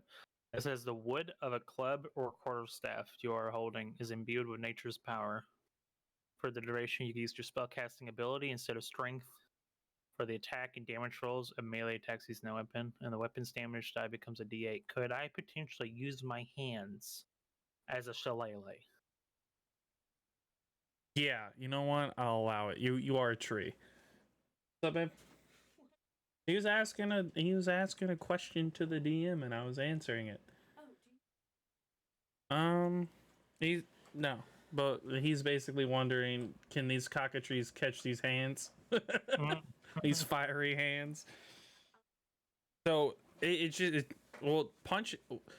So for treants, this is one thing. Since you are a much larger creature, and so it would typically be 1d4, right? Or it's 1d4, 1d6 for hand combat. What would you naturally be for hand combat? Because you definitely have more weight, leverage.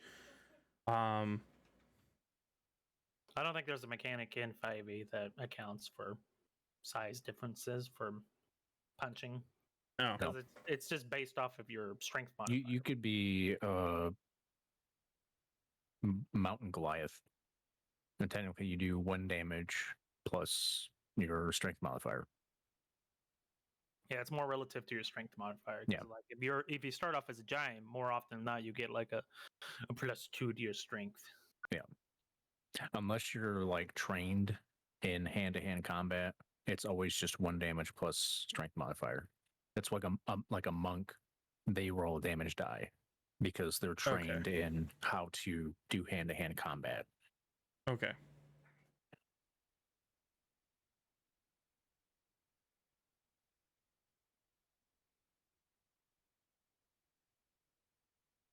So there's not even a roll for damage with hand-to-hand combat. It's just 1 damage. No, there is a roll. It's just like the weapon die of your fist does not change based off of your It doesn't height. change based off of your size. Yeah. Oh, I figured it would. No, because you can get like a super stout dwarf that can punch real hard, and you can have a very, weak giant that hits you like a butterfly.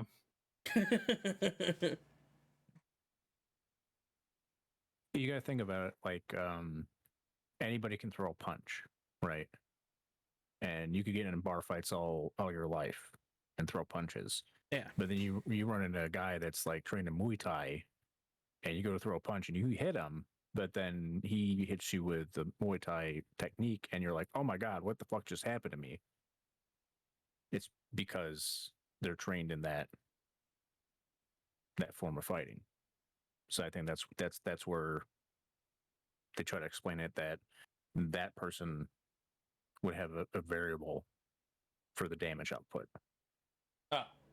compared to just a flat fist in to body, face, wherever. Okay. So for typical hand-to-hand combat, is it a 1d4 or 1d6? Like if I threw a punch, Yeah. it's just 1 damage plus your strength modifier. It's usually a 1d4. Yeah, unless you're like a monk.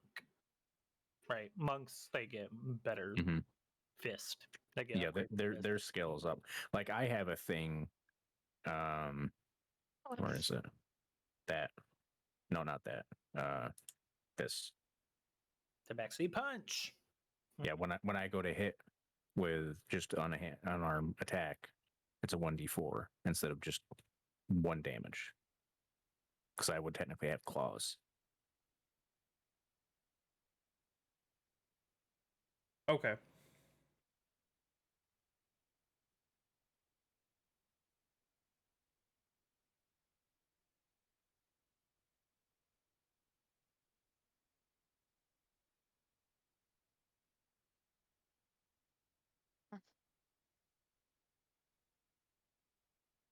So is everybody back? Everybody cool? Yeah, so a monk at the end of their level 20 does 1d10 Mm-hmm. as their punching damage. So they start off 1d4 up to 5th level 1d6 and then 1d8 and 1d10. Yeah, we can begin. Sorry. Just let you know because I'm multi-classing to a monk.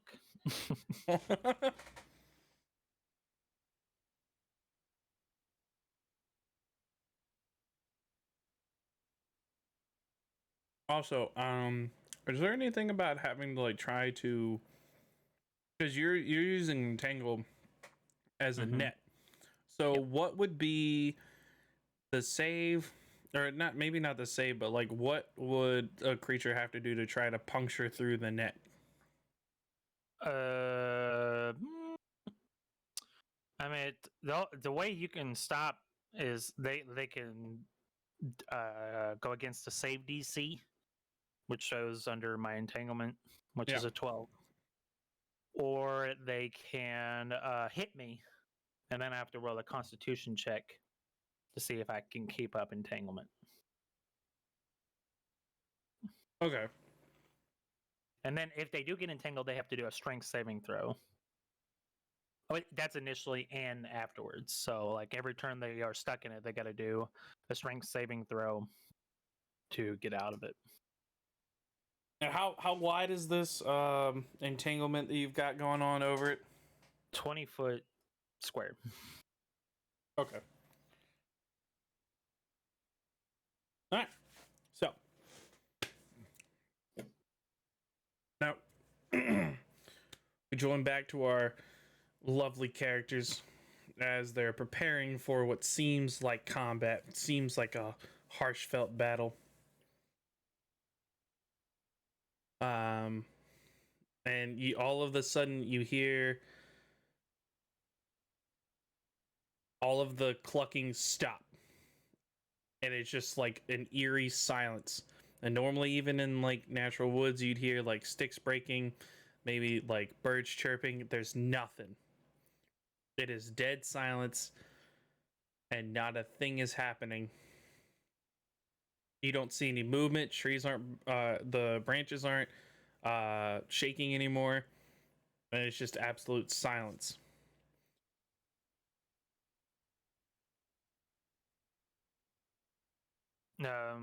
Shadow Oak breathes in as a tree does. Looks at Ophelia and looks at Han and says, "Get ready. They are coming."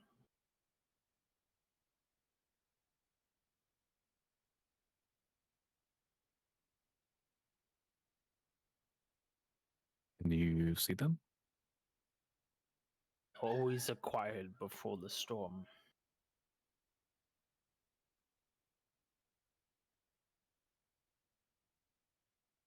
Can I see if I can spot him?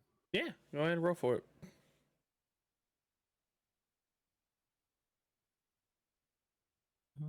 You do perception. 17. Oh yeah, you definitely see there's a bunch of them that are just sitting on top of branches, just staring still, sitting still and just staring down at the net, trying to plan their, well, just staring at the net, and they're not really looking at each other. They're all looking in the same direction, and that's at the net, and you know you guys are under the net. Hmm. Hmm.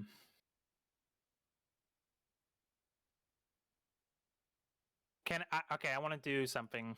Okay. I want to use a feature of mine. Uh, it's called Speech of Beast and Leaf. Basically, I can have the ability to communicate with a limited manner with beast and plants. Now, are these cockatrices technically beast? Or Yeah. are they something else? Oh, okay. No, they're considered small monstrosities, so I'd call them a beast or a beastling. Friend or foe to you, my friends? We mean you no harm. So just for just for Conlith and Ophelia, you guys are just gonna hear really loud clucking, but in unison, and it's more like it's like a if a chicken could do a long cluck, that's what it sounds like. It's like a caw, but for a chicken. Um, like as they talk, so you guys are just gonna hear this mind-numbing sound, and then for Shadow Oak, you hear this booming voice as all of the chickens or all the cockatrices speak to you in unison, and it's what does it matter?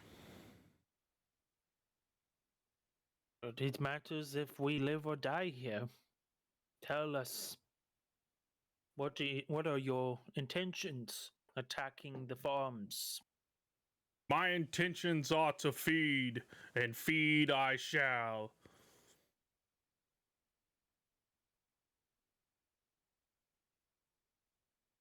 Shadowhook looks at Conleth and Ophelia. They are hungry. Looks back up. Who leads the pack?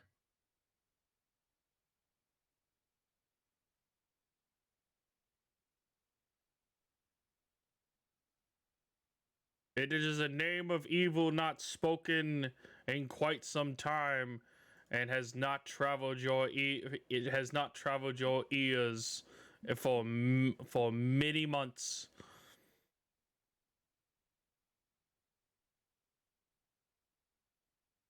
And Shadow Oak says, "Speak the name." And then all of a sudden, you see a guy. It appears to be a man in a long black cloak with a very simple, kind of like faded insignia on his chest, and it's really hard to make out. And he just walks towards you, and he has like prayer hands, and the clucking stops, and now all of you can actually like talk to this person.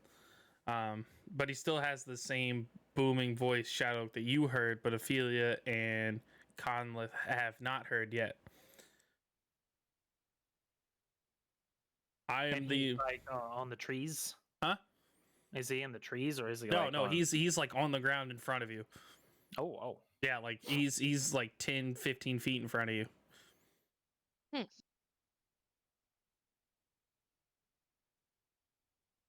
And I am not one for show, and I wish to not fight you. But my name is Shao, the creator, and I've been known as many things, and not many have lived to see me for what I truly am. I ask of you to leave this place and never return, for this is my new feeding ground. Hmm. You command these creatures? How? Are you Fae? Hey, no. I am but a matter of a few. The four of us together travel, not always together, but we are together in spirit. We work under Iris the Tormentor. You may know us by our other nicknames, the Enchanter, the Putrid, and the Trickster. I am the Creator.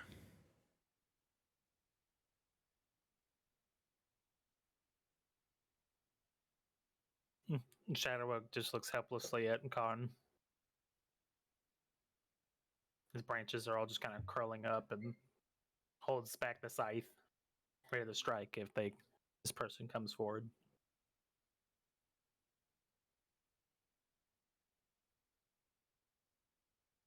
What reason do you have besides just to feed?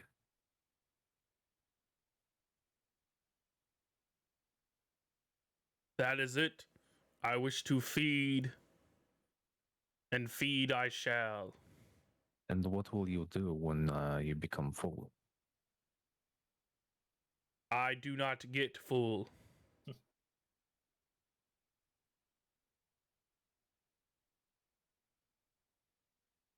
I understand that you do not want a confrontation, but you are aware that there are other creatures inhabiting these woods, the farmers, and the creatures that you control are conflictive with what they're trying to do.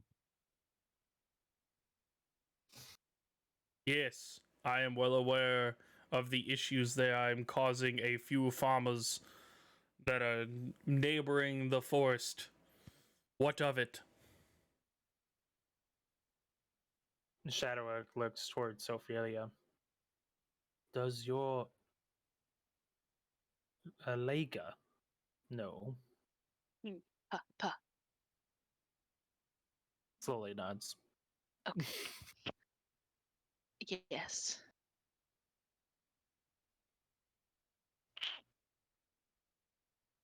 Ophelia was just like not expecting it.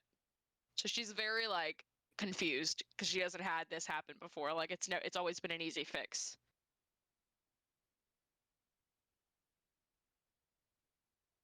Shadowok looks towards the creator and says, "Do you know Pega?" Haga, the hag. Yes, I know of Pega. What is she to you? She is merely but a hag, a mortal.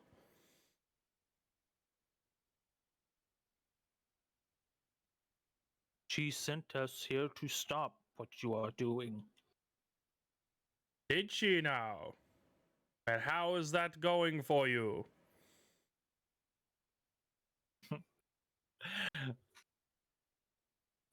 We were hoping for a peaceful compromise. I am not peaceful.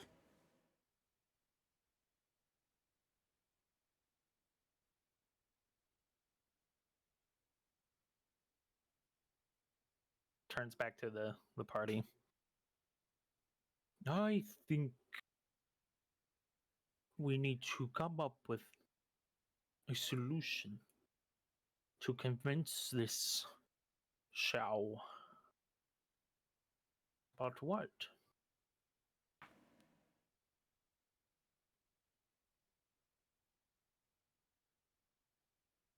Uh, Ophelia is gonna look at Chow and say, "Are you interested in in people, or are you interested in animals?" I am interested in alive meat.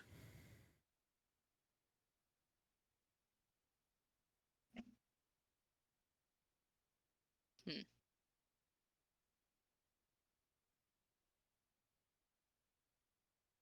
Could we acquire this meat elsewhere for you? Not something capable with my lust for meat. And as he like raises his hands up, all the chickens cluck in unison one time, and then he puts his hands down. These cockatrices have been assigned to me to help me in my endeavors.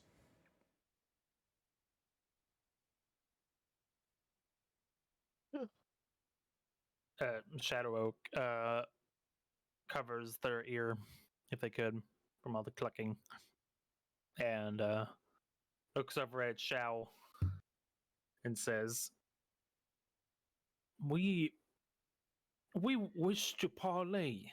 We know your legends are found in some truth. What could we do?"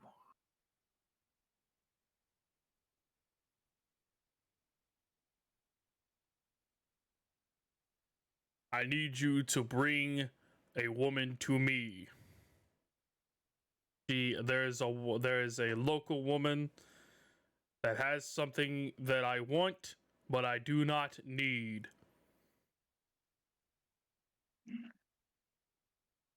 Who's the woman? Let me see if I know him.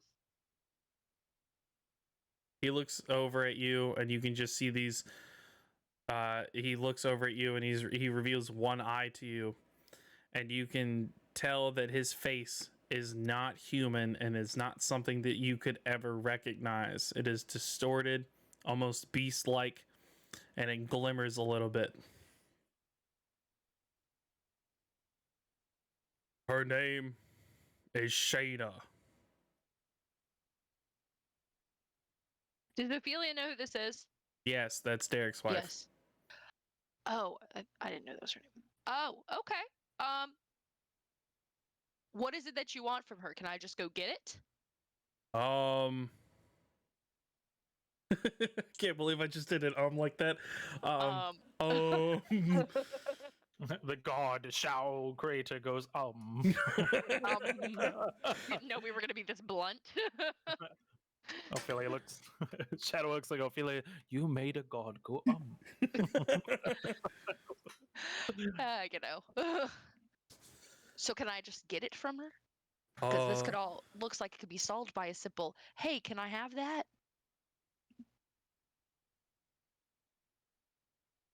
I don't believe that is something that you would be truly comfortable with doing. Lay it on me, bucko. Shayna is pregnant, and I need her. Oh. Is this like demon baby moment or no? I'm not gonna tell you that. Oh no, I was asking. But Shao okay. just goes like, I'm not gonna tell you. Shadow goes, whoa, whoa, whoa. Whoa, that is not mine. All right. Are you the father of said pregnancy? No, I've yet to feast on a pregnant woman. Oh, that's just gross, man. Shadow Oak gets out a card that wraps it and says, "You are not the father." Bori. You've been giving him a lot of pop culture references, haven't you? I did not do much as a tree. So Shadow Oak nods. If we can get you this woman, will you turn the cockatrice away and the elk? Oh, the elk are not mine. The elk are scared of me. They are fleeing to escape me. All right. So essentially, what I'm hearing is, if you get to feed on the pregno lady or the placenta, because apparently that's good for you, you be fine. For now. Oh no. We're not playing this little game. Yes, no. I will not repeat myself. Okay. All right. The Shadow Oak's already tearing down the vine trap. Okay. We're getting a little ahead of ourselves. Shadow Oak goes, "Could you have one of the cockatrices fall down?" And then sees them. He looks over at you, and you see this. He looks over at Shadow Oak, and Shadow Oak sees the same thing that I just described to Ophelia, a beast-like face that's not any race or anything that you can recognize. And he waves his hand, and a couple of the cockatrices clench their I'll say talons because it's a cockatrice. They clench their talons into the trees and start scaling down the trees as if gravity wasn't a thing, and they walk all the way down, and they just like bite off the vines that are holding on to the entanglement, so the whole thing just comes plummeting down. Could I borrow one of your cockatrices? Borrow. Slowly nods. If you strike a deal with me.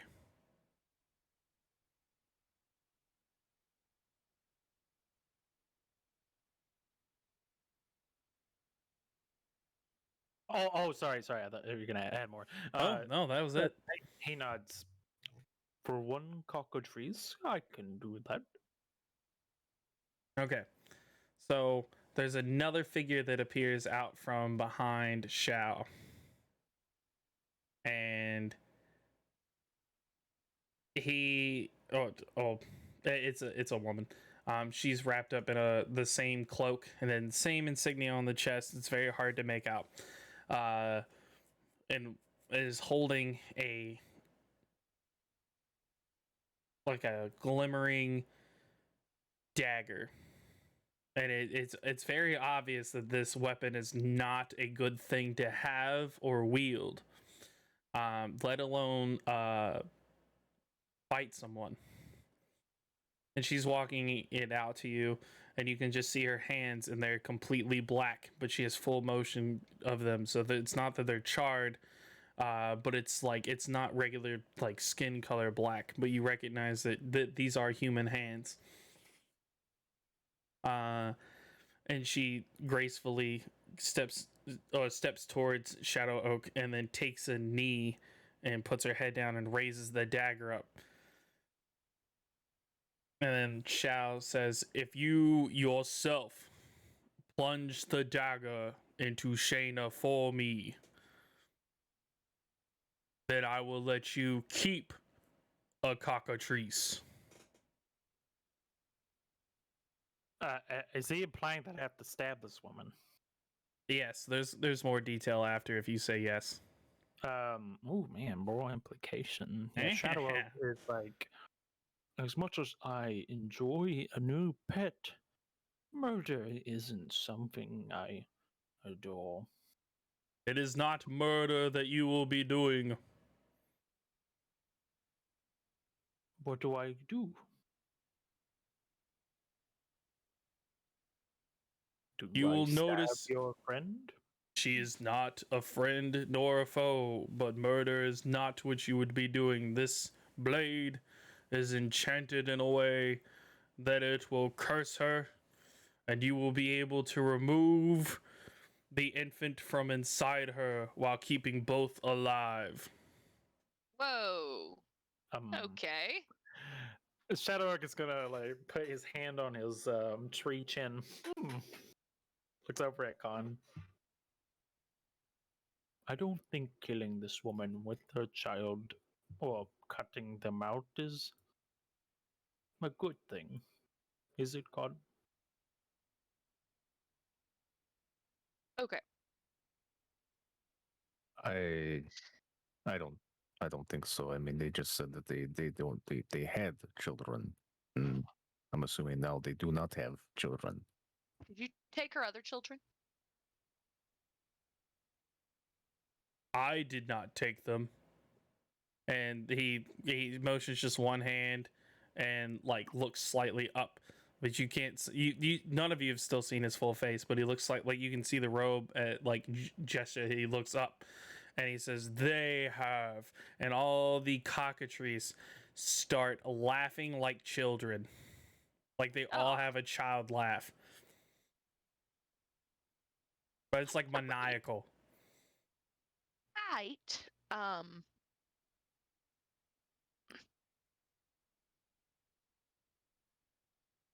Uh, oh, Shadow moral Oak implication look. aside. I cannot do it in good conscience. Gives the dagger though, Ophelia. Okay. We're giving it to me? Okay. All right, buddy. So here's the proposition I got for you. We Okay, take the dagger and you give us like, I don't know. How long do you guys want it? Like a week? sundown. Sunday. Okay, a little bit more time. We're gonna compromise. You don't get to be in Sundown. charge. I wouldn't Tomorrow. argue with a god, Ophelia. A cockatrice jumps down next to him and stares at Ophelia. Chicken. The second one hops down and stares at Ophelia. All right. Listen, buddy. I don't think it's fair to only ask for one option. I need two. So He waves work both. with He me. waves both of his hands down towards the ground, and 10 more hop down.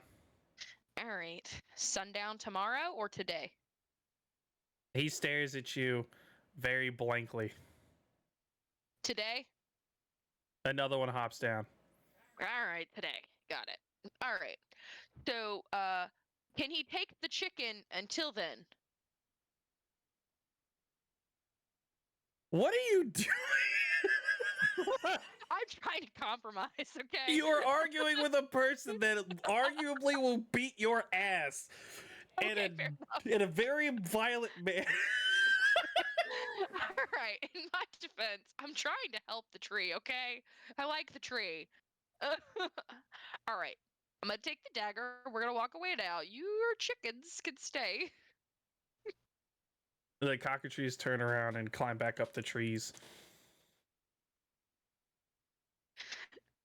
Sundown tonight. Tonight. Got it. Shadow gets out his cowboy hat. Oh my god. Loki, where do you get all these props? I was once in a circus. Okay. Pulls out like a juggling kit and gives you like 3 balls to juggle. Oh dear. Where do we go to wait?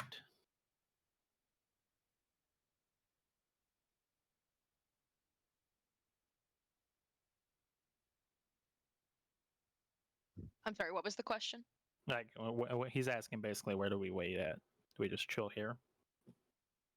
Oh, for me to go do it? I was gonna bring y'all with me. Yeah, we'll go with you. Okay.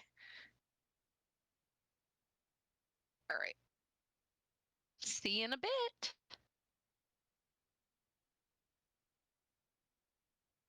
And we travel onwards. I was about to say, scurry, scurry, scurry. Khan, don't stay with the deity.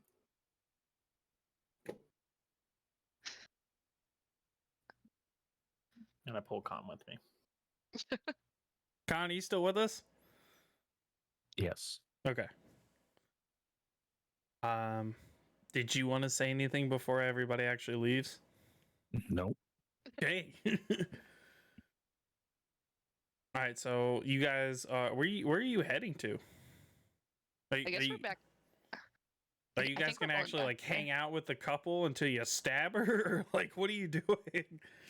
I want to go ask some questions. To who? I want to go ask the lady some questions. Okay. I want to know whose baby it is. Is everybody else cool with that? Yeah, I'm fine with that. Zach? About asking questions? Yeah. Sure. Okay. All right, so you guys, it's been some time, and you guys come back to this little ranch house, and it seems that they're missing more animals than what you remember them having in the first place.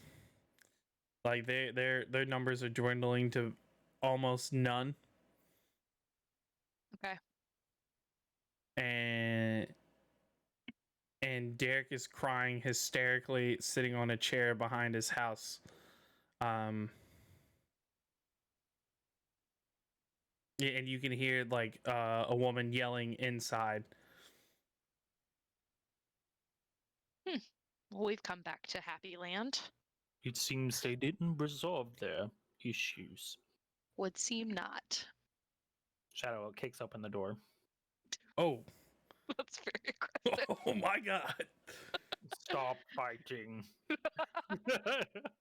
Yeah, he's outside though, so he watched you walk up and kick this door in without saying a word to him. They were yelling in the house, right? No, he's outside crying, sitting on a chair, and she's inside yelling. So you walked up and just kicked his fucking door down. All right, Oki. We're not breaking and entering. We're saving the woman's life. She is yelling. Okay. What do I say? she's packing up her things, and she is now strangely very pregnant. Oh my. Is it Shada or Shayna? Shayna. Actually, Shayna. I like Shada more. Let's go with no. I'm just kidding. Shayna. It's Shayna. Okay. Shayna. I want to call out her. Shayna. Nice job.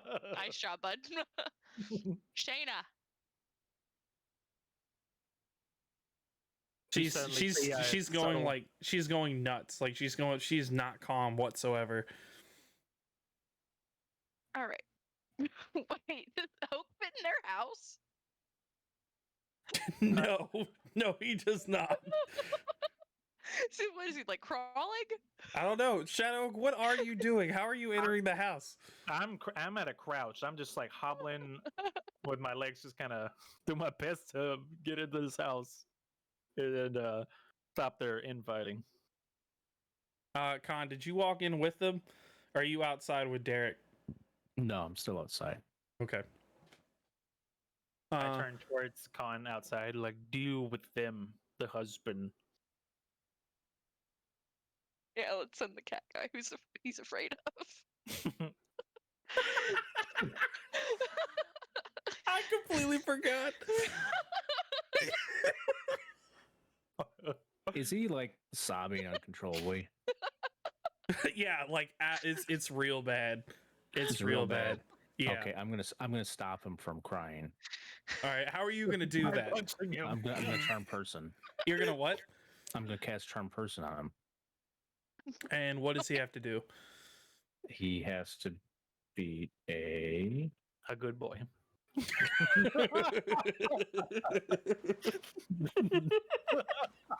my god. he has to make a wisdom saving throw and beat a 13. Got to be the 13. Yeah. Oh. No. All Okay. right. But He got a 12. okay. He regards me as a friendly acquaintance for the next hour. Friends by force. Got it. Okay, so like how friendly do you want him to be? Like best friends or like a good acquaintance? Could be a lover, you know. It says here regards you as a friendly acquaintance. Oh. I was going to let him decide, but whatever. At higher levels, you get more sexy with it. You know? All right. I just have like that TikTok in my head. We're Linda and Heather, best friends. Okay. So he looks up at you and he's like, "Oh, Conlith, hello. I'm crying. Hello. Nice to see you again, man. It's been like 8 months. Where have you been?"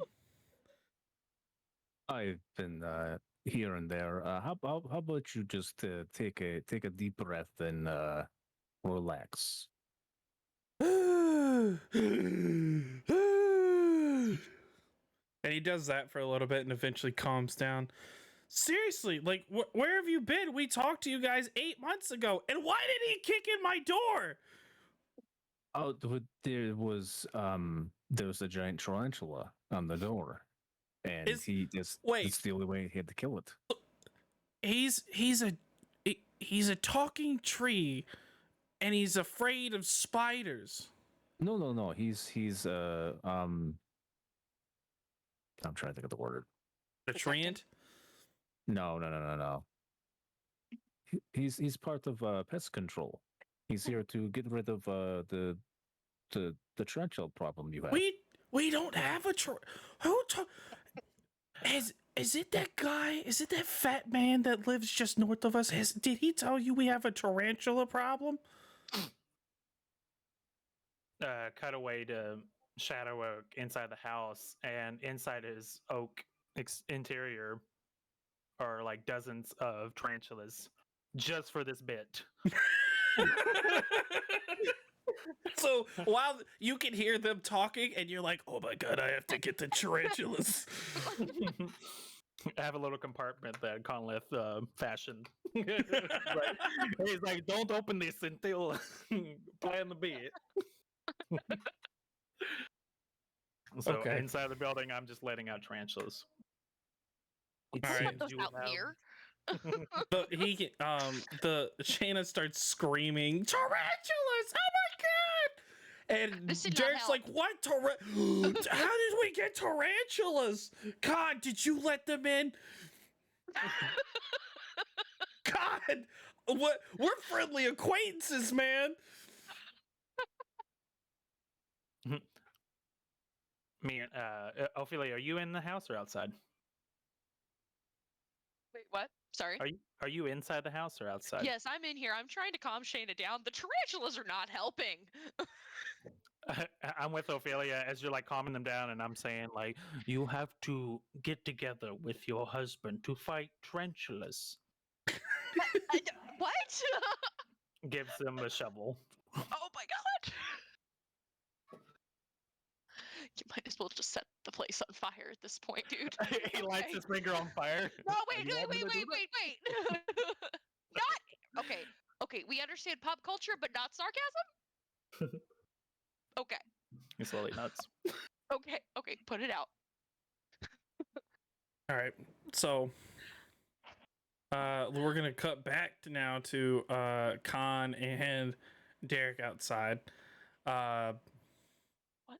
So Khan is still hysterical about the tarantula. Not Khan. Derek is still oh my god, he's still hysterical about the tarantulas. So Khan, what are you talking to Derek about? I want to inquire to him. So you and the missus, have you guys been, getting along okay? I mean, he kind of peeks his head inside. It's obvious that she's leaving me. Oh, what would bring that about? Well, like I told you, we talked to you guys 8 months ago. I don't know why you're so surprised. Like, look at our farm, and he just like waves his hands out, and look at it. There's nothing here. I see. So because of that, she's going to leave, and suffice to say, I mean, things in the bedroom probably have not been kosher either, right? What? What? What do you mean kosher? Well, I mean, like you guys Like a haven't coaster? been- Is that what you? like you guys haven't been intimate based on what's been going on. I mean, I remember you guys were very close, and given this, I'm just trying to figure out what's going on because I show up and she's packing the bags, and the land looks like it does. What happens if you were to find out that there might be another? I'm sorry. Like she might be leaving Oh you my god! for somebody else. Like, have you Drop ever the bombshell? have you ever thought of that? Oh my- Okay. All right. Okay. That He's- guy thinks about the bald-headed farmer across the way. That fucking bastard! I'm sorry. I thought he was gonna be like, "She's leaving me for you." Is that why you know? Oh, let me fucking tell the story, damn it.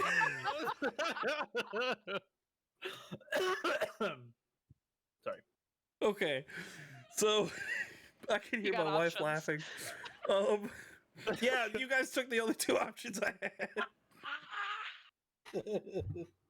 I hate both of you. God damn it. Shadow Oak is still trying to give the wife a shovel, and then he's going to use his feature, the Heart of Darkness. God, Sorry, we got dogs freaking out. I'm sorry. I'll pause. Hold on. But keep going. I want to use Heart of Darkness to basically give this woman like war flashback look. Like Shadow Oaks look like he's seen some shit. And Okay. he says, "You must band together. You cannot leave. You have so much store for you. And the horrors of the world are so much more terrible alone. Okay. Um, does she have to do a save or anything like that, or is it just like automatic? No, it's I mean you can like make me do a persuasion roll or something. If it's allowed. No, I didn't know. I don't know if it's like an instant thing or not because it doesn't No, say about it. No, it's just like a feature that I could potentially use if the DM allows it. Yeah, that's fine. Hey, this slightly twists me away from where you guys kind of revealed what I was gonna do. So, Oh, damn it. no, it's still going in that direction. Just calm down. So she looks at you very like solemnly, says, as much as I'm afraid of a talking, squatting tree. I think you're squatting. You're right. When she stops packing her bags and just leans over the table and like to just take a breath, and then she starts to walk to the back door. Now we're gonna cut back to Khan and Derek, and Derek is heated, and he's like, "What are you trying to say, Khan?" Well, I'm just saying that based on what's going on, I mean, where do you think she is going to go? But you asked me if I should if like something, like if the unthinkable of her being with someone else, just what? I know it's infuriating. I'm trying to help you. I mean, you're my friend, and I can see what's going on. You're out here anguishing, and if I were you, I mean, oof, I might do some very very wild things. Well, I mean, yeah. And then he charges inside. Oh, no. Yes. perfect. God's got some kind of thing he's going for. All right. So I'm gonna follow after him. okay, Derek immediately walks through the back door, and he's looking around for something, and he can't find anything. And he looks at Ophelia and sees this shiny blade that is attached to her hip, and he just I knew where you were going. So he looks at it and says, "Ophelia, give me the knife. For what? Give me the dagger. Derek, you don't talk to me like that. What the fuck's your Ophelia, problem? give me the fucking dagger." Oh, we don't yell at me. What's your problem?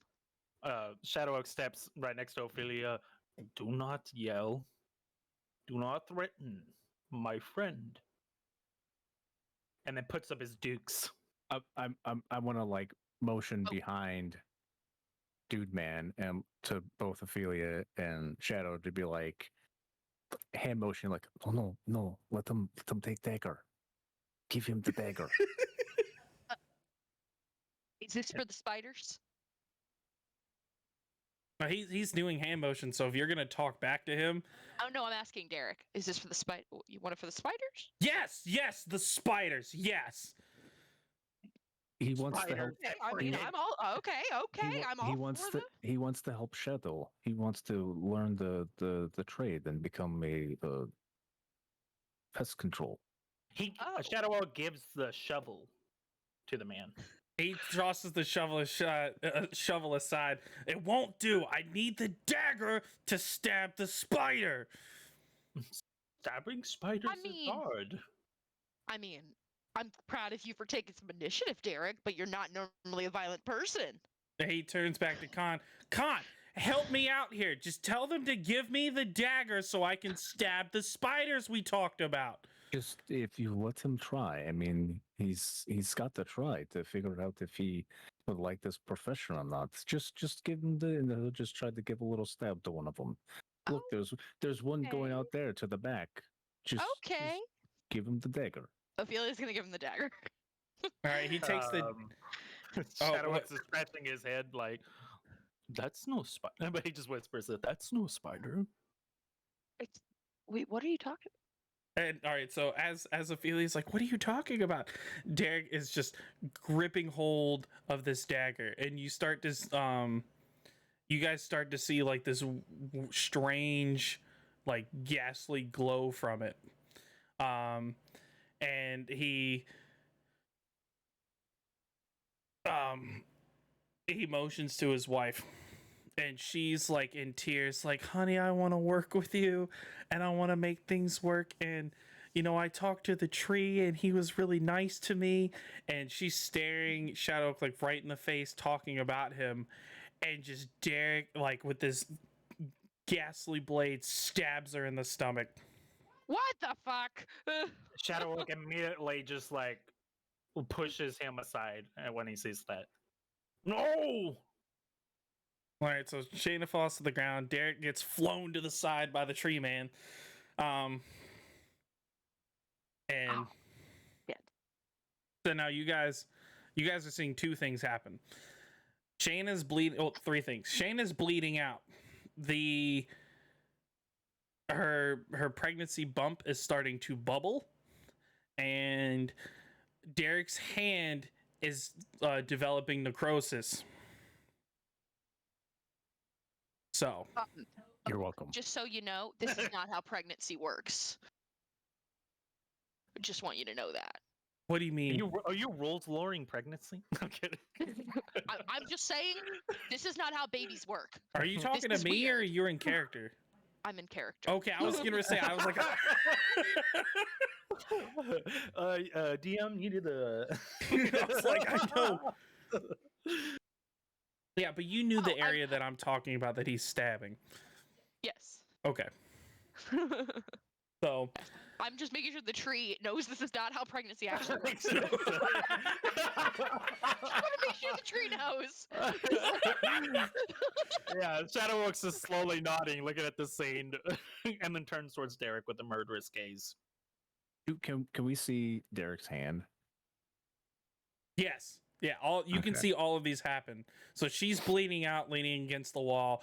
Her stomach is like the pregnancy bump is like bubbling, like large bumps are folding and molding like in and out of her. So they're like it's like massive. It's massive. Like I don't want to keep using the word monstrous, but it's like weird and gross contractions of like shit you've never seen before. Shadow turns back and pukes up sap.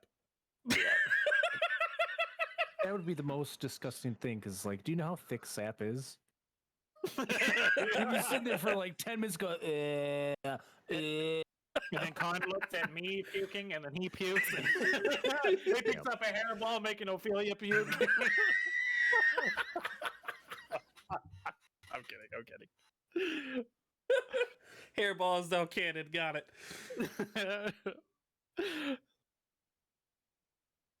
All right. So what do you guys want to do about this situation? I want to grab Derek by the neck and like hoist him up. Oh, Okay. And then like fire begins to burn in Shadow Oak's eyes. Oh, all right. oh dear. You killed the baby. And I start to like crush on his neck. She said that. I thought she was leaving me for the bald man up north. can I put a hand on Shadow's? I don't know. I don't want to say shoulder, because he's probably, there's no way I can reach his shoulder. No, Like he's jumping up. crouching. Like he's fitting in the house. I want to go inside and get a chair and come back out and then put my hand on his shoulder. I turn and You you can almost just get knocked put a over. You can put a hand on like a root or a backside if you want. Exactly, I'll allow it. Yeah, and I want to tell Shadow, like, look at his hand. Shadow Oak turns towards the hand. And you can see the necrosis forming, and he's like searing in pain. Aside from the fact that you're basically crushing his windpipe. Ophelia wants to interject for a second. Wait a second, isn't this what we wanted? Yes, but not in the way that you wanted it. But is it same thing? Yes. Okay, Well, so not fully. Not fully. oh, You bad still have to like cut open and remove. with same dagger? Yes. It's already in her and it still is. All right. Hold all on. right. Hold on. I'm not trying to be like one of those game breaking people right now. It's just what you just saw with him stabbing and what's happening to his hand. Just think about it. Right, I have a plan. Okay. Okay. Oki, put him down for a second. Yeah, he turns towards Ophiel and yells out, "Why?" Okay, so he's already gone, buddy. That hand's gone. I'm gonna need him to pick the dagger up again. Because I can't touch it. All right? She's gonna be fine, dude. Remember what the guy said? I don't trust Derek or that guy. Right, but we're gonna have to move and groove, bud. We're just gonna have to go with what we know. Where's Derek? Derek is up against the wall with fucking Shadow Oak's fucking hand wrapped around him. I thought. Okay, I thought he dropped him. Oh, Right. did you? No, I'm gonna throw him back over Okay. to the wife. Right. All right. Can I go over to Derek? Yeah. I want to like go to pick him up consolingly, but pick him up and whisper to him, You know whose baby that is, right? And he's still like searing in pain. And he said, "Yes, I do." And he pushes you out of the way and just like grabs the knife in her and just cuts open, down, stabs again, rips apart, all that jazz. And it's a gruesome scene. Like, it is nasty. And she's screaming. It's crazy. Okay, so Oki, the screaming is normal pregnancy, but the rest not so much. Shadow is just like looking at the wall, and you can see like his eyes are turning to fire, like bright intense. If that baby doesn't live, there will be hell to pay. Ophelia wants to like tap his bark and try to calm him down just a little bit. I can't watch, and he smashes through the wall to like go Okay. outside. Okay. Breaking and exiting. And then he just walks outside. Okay, so are any of you leaving, or are you guys watching everything that's about to happen? Oh no! After I told Derek that, I looked away. I wasn't gonna watch that shit. Okay. Ophelia's gonna watch to try and like understand what's going on because she wants to make sure the baby's alive. Okay. So after he's done stabbing it and then takes the baby like out of her, and oddly enough it's fully developed and is breathing on its own. Okay.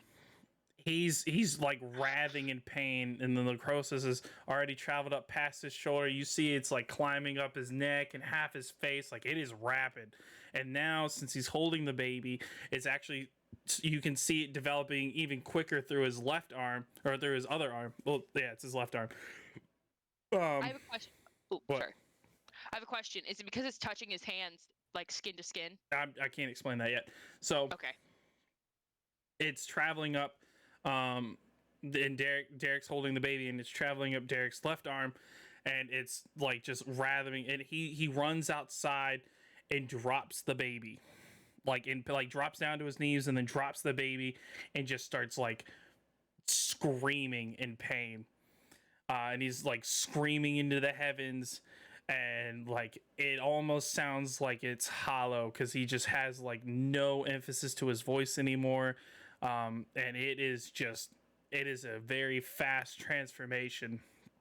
And so he slowly is developing a husk-like features, where he's basically becoming soulless and his eyes are turning black and his nails are falling off, and it's just like he's now lost any like you couldn't recognize him. He's losing like every bit of recognition that you could have. Like his teeth are falling out and changing colors, and that all of his hair is falling out. And you see the two cloaked people that you saw in the woods, the smaller framed woman, and then what you guys know as the Shao, the creator, is staying next to her, and they're just watching. So since Shadow Oak is outside, he can see the two people that are. He can see the two cloaked figures that are just watching. And I'm just staring at them, just waiting for the call to confirm if the baby lives or dies. And I'm like, Shadow Oak is gripping the scythe, just ready to charge him.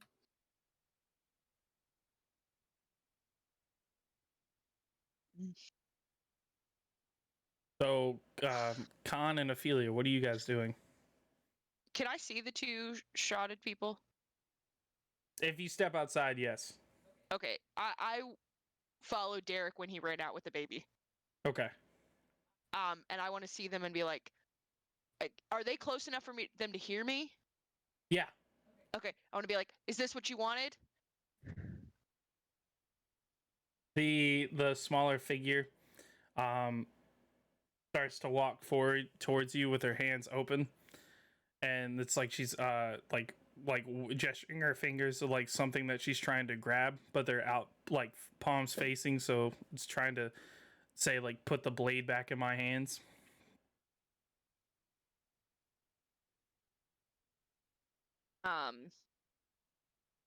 Ophelia like throws the blade at her feet.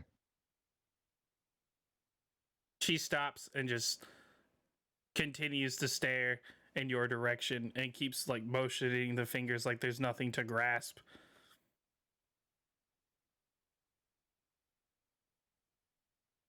I'm not sure what you mean. Like you need to actually walk over there and like place it in her hands. It has an importance to it. Okay. They're basically like, hand me the baby. Well, yeah, but it's hand me the knife. Oh. Ophelia's gonna use like the edge of her cloak, so her hand doesn't like physically touch hands with this woman. Yeah. And hand it to her. And then she looks up to you and she has this like very like flat face, almost no features to herself, non-existent nose, can barely even smile, can't even see through her lips to see if she even has teeth, and just very little definition to her face. The Voldemort. Got it. Thanks. You're welcome. And she does a little head nod, like a head bow, and then turns around and walks away.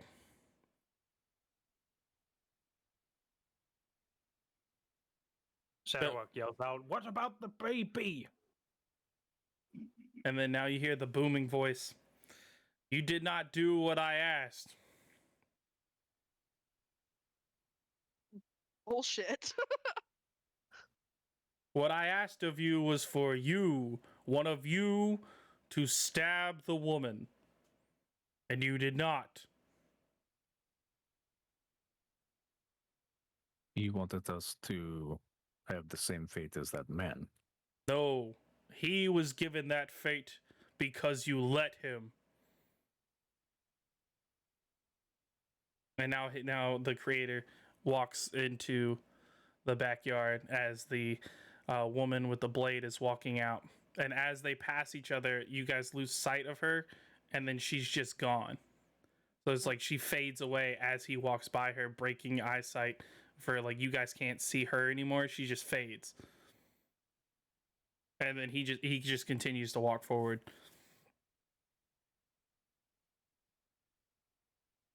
And Shadow Oak just watches them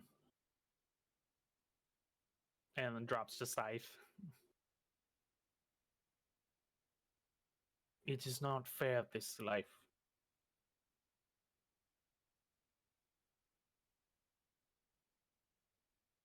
Nothing is fair. I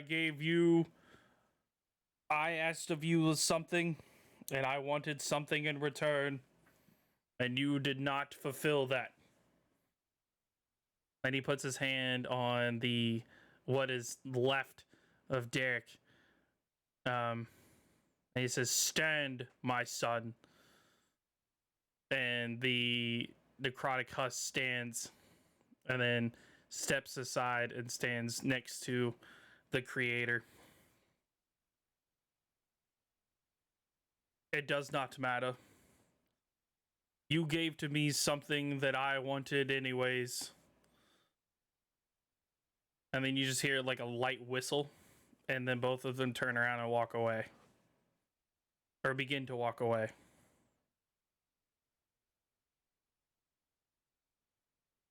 Shadow Oak is gonna yell out and utter despair and rage and shoot fire into the air.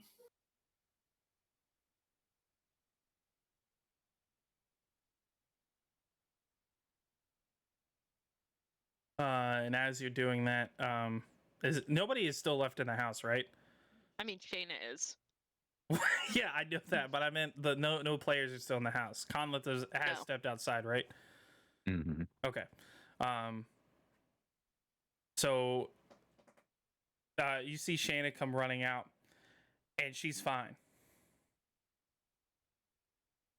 Okay. She's still covered in blood and everything, but she's fine. She's no longer pregnant. The bump is gone. Everything's healed, and she's trying to like cover herself the best that she can since her garment was just torn open. And she's looking around, trying to find her husband, because she's still holding on to that, like she could have worked with him, and they could have been better. And she's crying out, looking for him.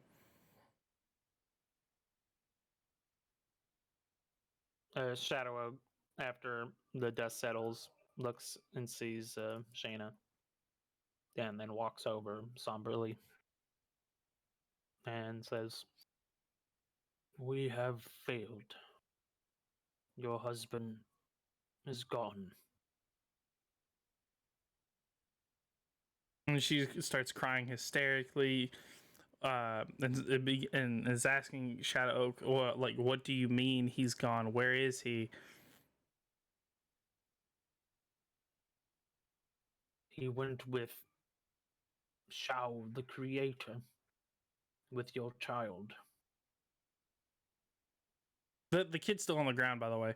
Oh my God! Sorry, Yeah. I guess I run towards the child if I see it. Okay. So are you still like? Have you just talked to her and now you're running to the child, or are you like picking the child up as you walk by? Yeah, I think I'll pick it up and then like confront her and give the child to her. Okay. And you see the kid is fine, but you see this very odd. You notice this very odd insignia, but it seems more intact, and it looks like the same one that was the worn one that was on both of their cloaks, and it's like burned into the child, like right in the center of its chest. Mm. And it's just a couple little like curved lines that are lined up together, and are synchronized in a way. It's just sort of like an emblem.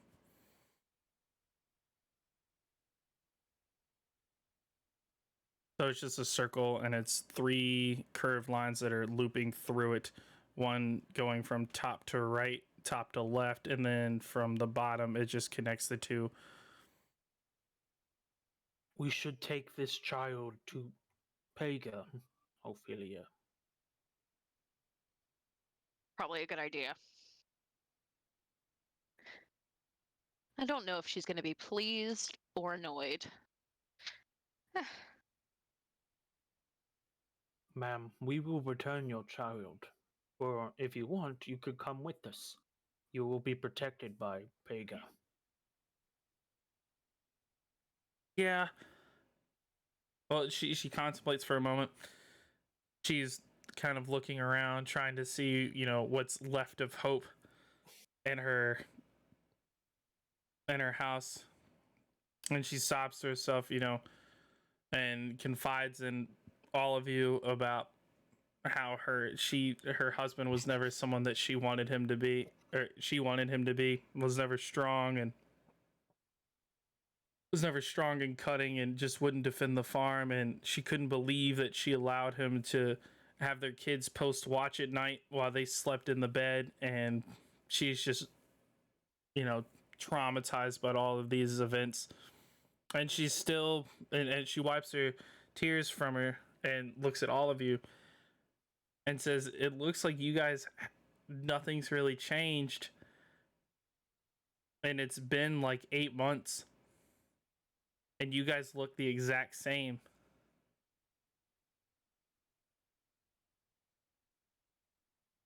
What happened? It is hard to explain. Come with us. Pega is more knowledgeable than all of us.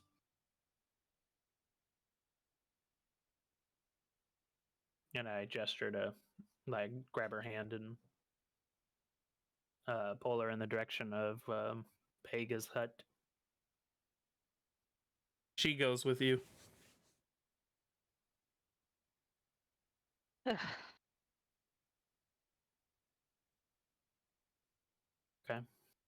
So now, are any of you else doing anything while you're there at this house? Or are you guys gonna go back to Pega's?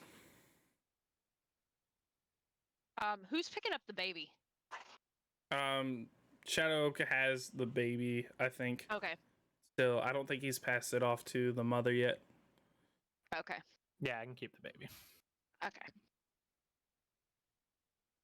Yeah, I think Ophelia's ready to head back, but she's kind of dreading whatever Pega's gonna say because she's not sure if this was the right thing to do.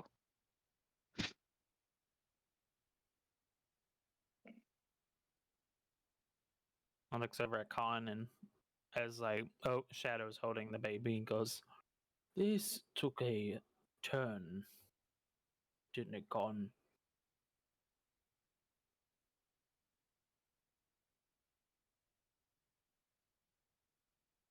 I think whatever outcome came of this, it wasn't going to be a good one. Not when dealing with fiends or devils or whatever those things are that came out of the woods.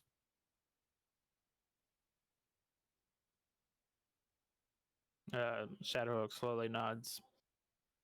Let's hope we find out.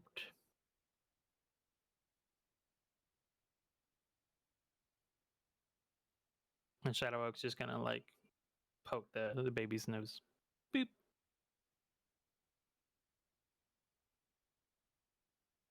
Ophelia, do you need to say anything to the mother or talk about the situation at all as you guys are walking back to Pega's?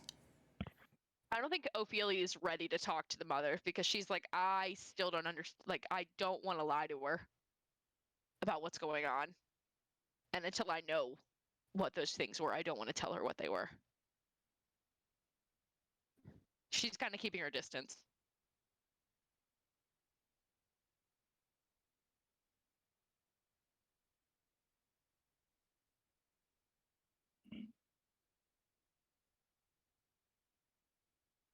And so we travel onwards. All right. And now you guys are back at Pega's. Shadow Oak is still holding the baby. Conleth and Ophelia are next to him with the mother walking along, and you guys are. Who wants to open the door or attempt to? I think I will. All right. Because I have a key.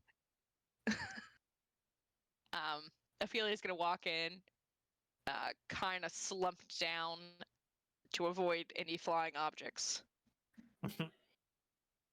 She's going to open the door.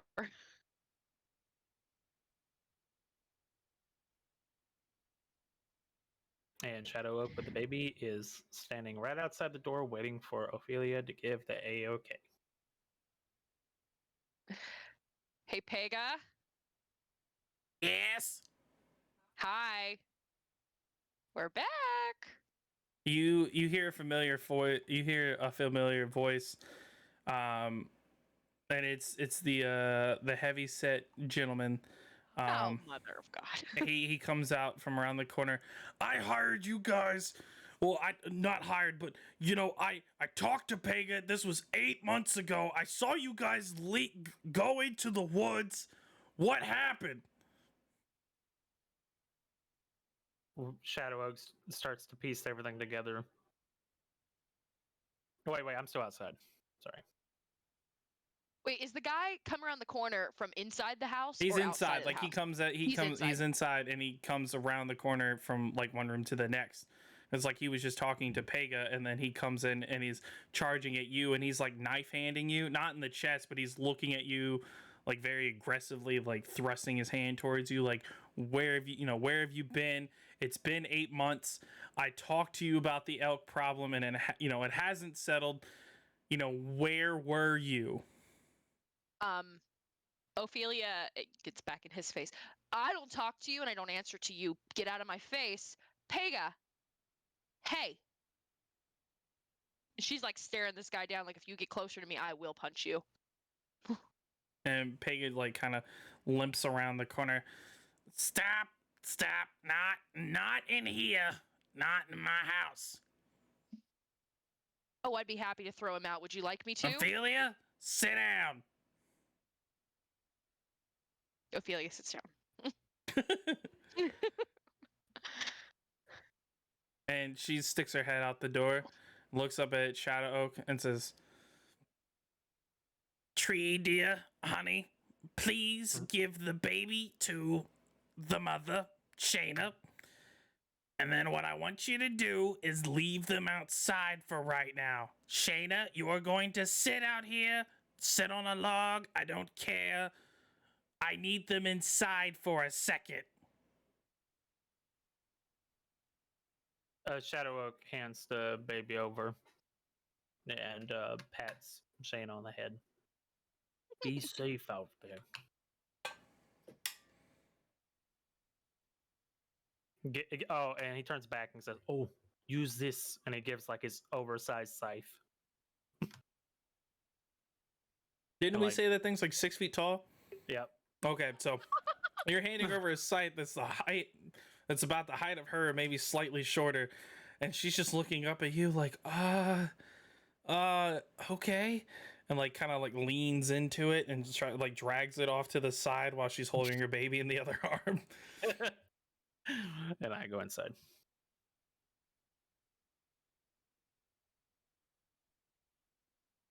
Con, do you follow?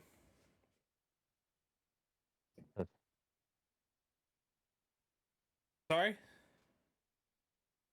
Sure. Sorry, I had chips in my mouth. That's okay. Jeep. All right.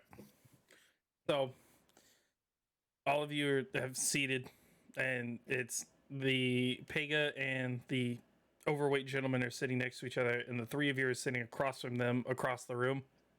Of course, the ceiling has grown for Shadow Oak, and then shrinks back down when he sits down. All right. So, this is Rolf. I don't think you guys got his name, but that doesn't matter. He tells me that you guys, and it has been a long time, I have been sending messages out to you, and I haven't heard anything. It has been 8 months. What happened? And why is she outside with a baby?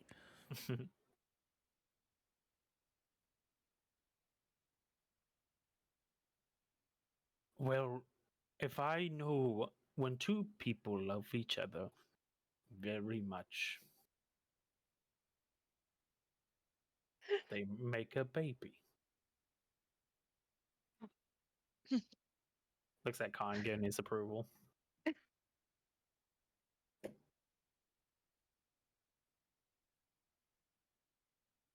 Ophelia just looks at him like he's like, and that's what he gained from these last few months.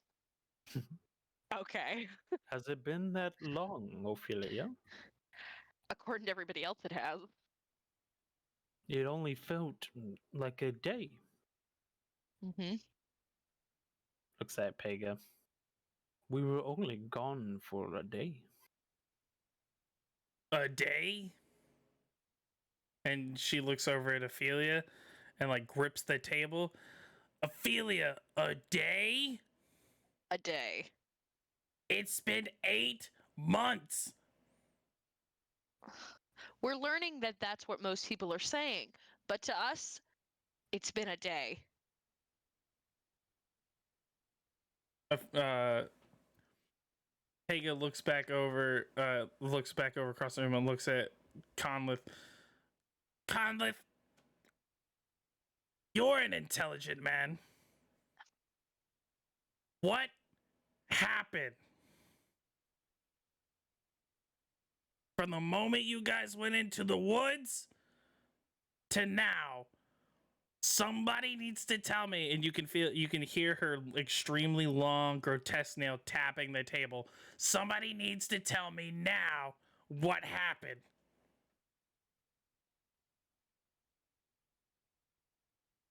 We went into the woods, and then we heard the chickens. Cockatrice. Yep. And then we talked to the weird devil people, the creator.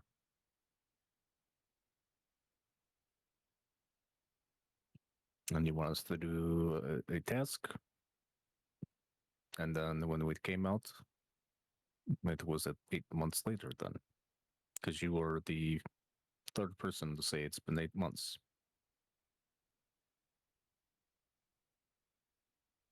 When you said the creator, the Rolf, the overweight guy, stands up and walks out of the hut. Like he just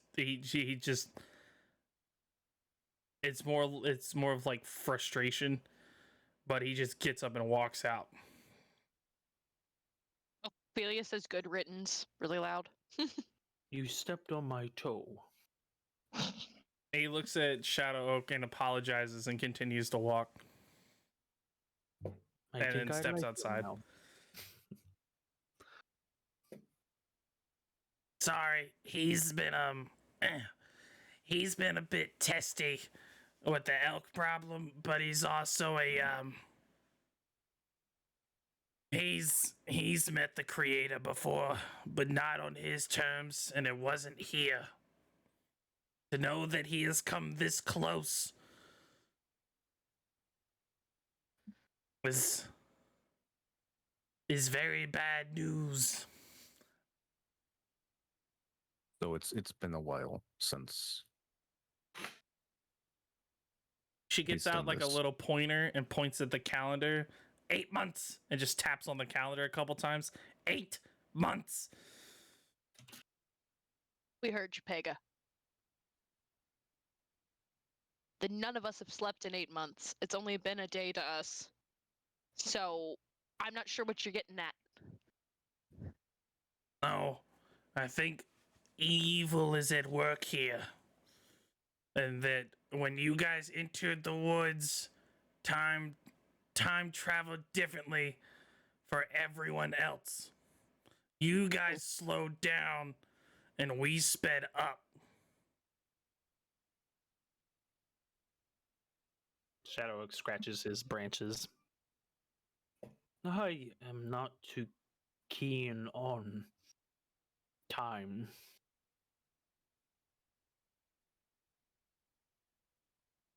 Are you saying that time was ahead of us while we stayed the same? Yes. Who is this Shao the Creator? She clears her throat and takes you guys on this very long and extensive history of who exactly Shao the Creator is. Sorry. And he, at least legend has told in writing, these are only considered rumors at this point, but he is one of four demigods that have been created in Iris the Tormentor's vision to be parts of him when he is not around. So they are each individually a section of Iris's evil, and then Iris makes up the complete evil of all four of them together. And she says that you guys had probably ran into.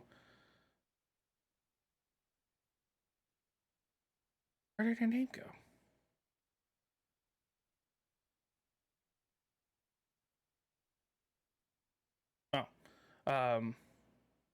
The Enchanter Azura, and you guys had a spell casted over you through Patience the Trickster, and then you guys had not met Dahmer the Putrid, and each of them are known for heinous acts across the lands. From Shao the Creator is known to be a chimera.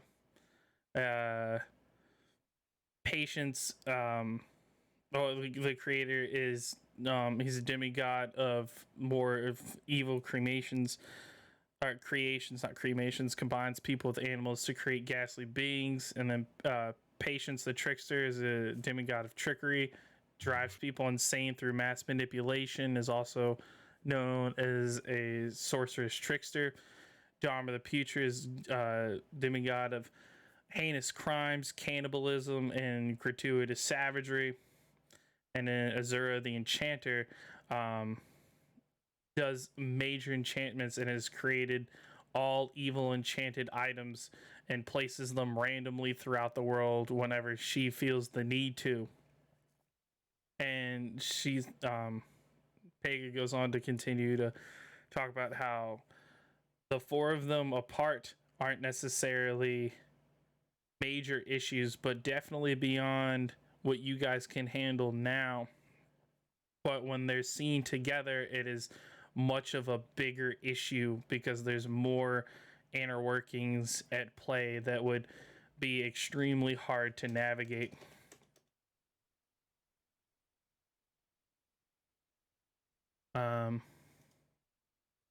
Shadow Oak is flabbergasted by learning all this.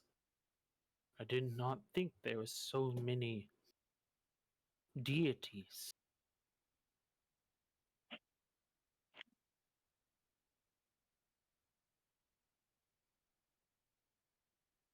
Yes, there's quite a few that are still in play on the evil side, and though they probably said something about mortals or mentionings of lifespan or anything, they are all killable in their own way, either through combat or through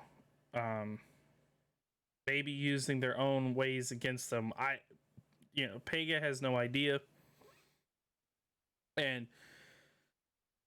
she reveals to all of you that none of them in record have ever been killed. They have never failed, and they have continued to thrive unchallenged since their existence. And in writing, there is no known start of when they became and how long they've been around. They've just always been around.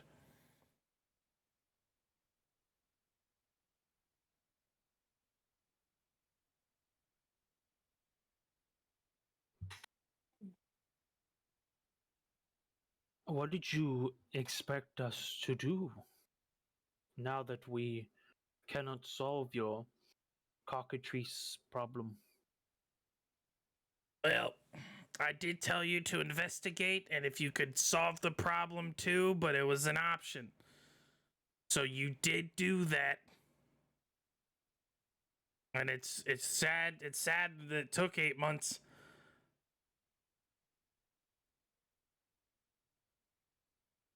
Will you still reward us? Yes, because this is a very concerning matter that I have to bring to the council. I know we're meant to be local, but this is beyond our measure.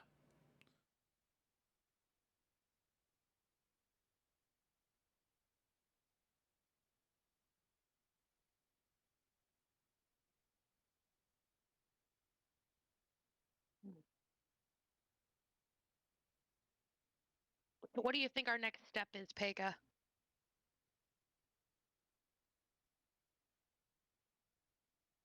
I'm going to have to think about that. I'm going to have to console with the other hags.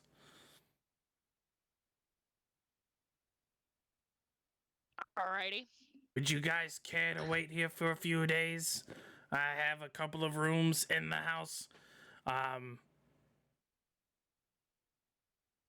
I will talk with you later about why you brought a woman and a baby, but I'm assuming it's not a pleasant story. You'd be correct. So we're gonna keep them outside in the outside hut. There's plenty of food. They can take care of themselves. They will be provided and cared for by me and Lily. She's still in the back. Don't bother her.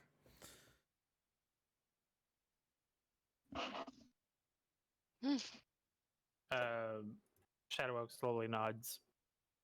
I need to rest. Especially if it's been 8 months.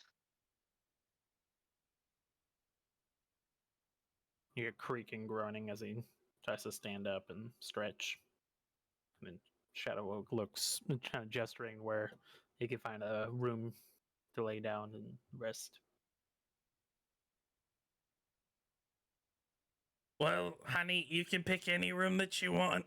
They will all grow in size for you. Everything's on the first floor. This is not a big hut, but it is magical. And so she just gestures her hands towards a single door. And it's the only closed door. Oh, you guys have only been in the front room. Ophelia knows the rest of this house, but it's a single door that grows, that has been growing with in size as you've stood up and sat down and everything. And she said, if you go through that door, you will find a perfect place to sleep.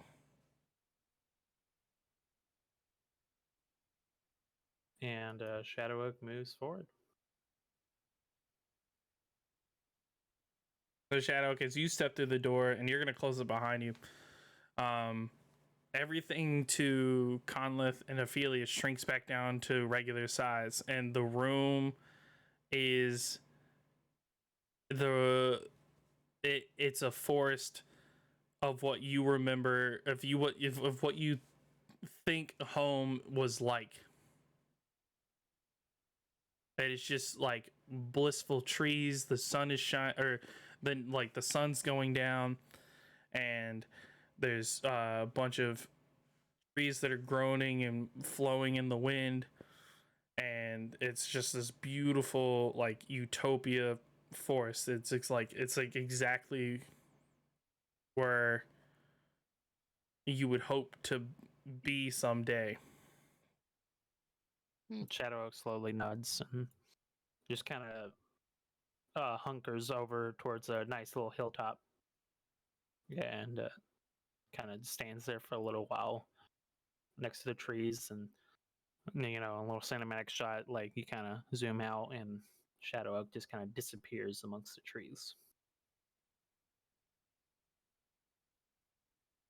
He's going to bed. All right, so Pega looks at Conleth and Ophelia. Ophelia, you've got a separate room. That room is specifically meant for guests. You actually have Right. your own room that's through the door behind you, or through the door behind Pega. So do you just go through there and go to sleep, or? Yep. I'm off to bed. Goodbye. And then Pega gestures Conleth to the same door that Shadow Oak walked through.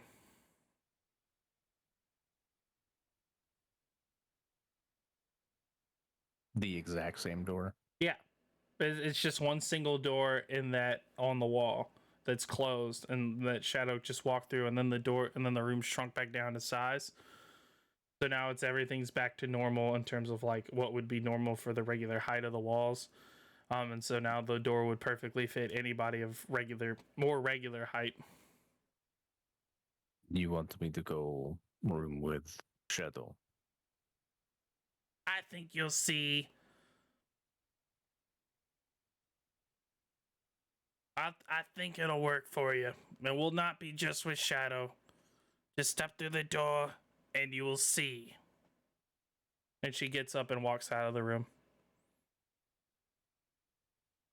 I'll go through the door. And as you go through the door, it's rows and rows. It's basically like a gigantic library with like a single like reading couch.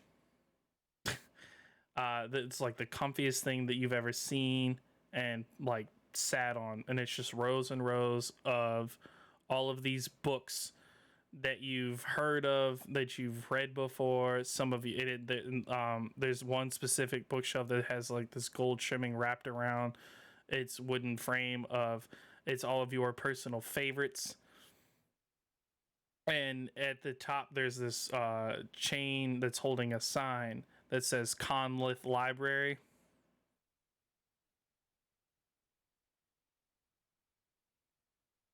Is there a table? Yeah. I'm gonna walk up to the table. I'm gonna reach in my bag. I'm gonna pull out a ornate lamp.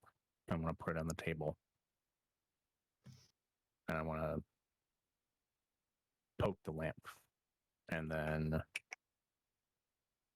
I want to use my thingy. What is your thingy? And go inside my lamp. All right. Ooh, cool. Are you a genie? Sorta. I don't know. You will have to find out. That was a twist for me. I was like, holy cow. All right. Well, that's where we're gonna end it today. Woo! Yay! Well, that was eventful. Yeah. I'll close the stream in a second.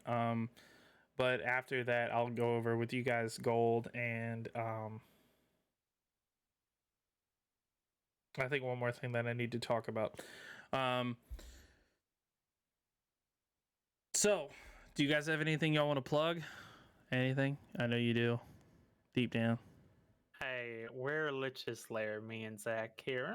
We do Seize the Time every Friday on our channel. So come by and check us out. We're also doing League of Evil one-shots on every Saturday. So if you like some D&D, we have more D&D at our channel. Thank you for having me, Shmee. It was a Yeah, lot of fun. anytime. No, it's been great. I've loved having you guys. Hopefully everybody's had fun.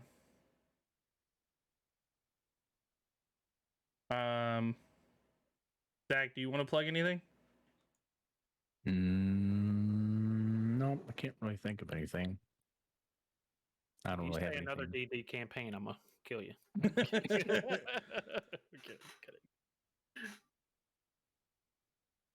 Zach also has a channel.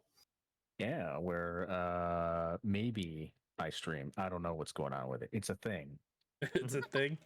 It's Well, a talk thing. about yourself, man. Go ahead. I don't know what to say. Like,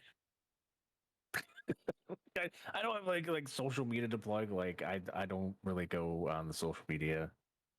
I would like to start streaming at some point. So maybe that's a thing. So keep an eye out for my good friend Zach here and his channel shenanigans. But he joins me every Friday and Saturday for Season Time in League of Evil. Yep, where I just try to take the game and break it, and then Michael cries, and then I send him coffee. A whole bowl. Just the whole bowl of coffee. All the coffee. Again, thank you so much for hosting us, hosting the game and DMing me. That was really good. Yeah. Thank you. Fucking finally got it to work. Jesus. Sorry. Logan, do you have anything you want to plug? If you're looking for a fun game to play, play Cozy Grove. Have a great day. Not sponsored though. Not sponsored. Never. Never. Never. But if like you- if you want to play something. But what if you are eventually sponsored? Like, you know, you never know. I would cry. I would cry. Roaming Beluga really wants a creative curse word. I'll trust me. All right, you know what? You guys haven't seen me do this yet.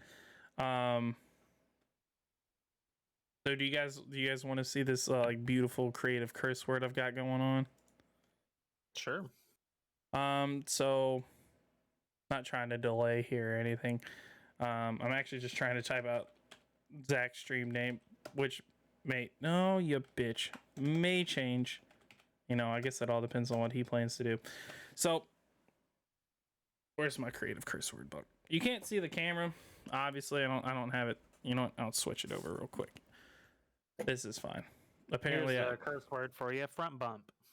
no, this shit's so stupid. I love this book a whole lot. So, it's creative cursing and mix and match for a fantasy generator. Got it from Barnes and Noble that my wife bought me.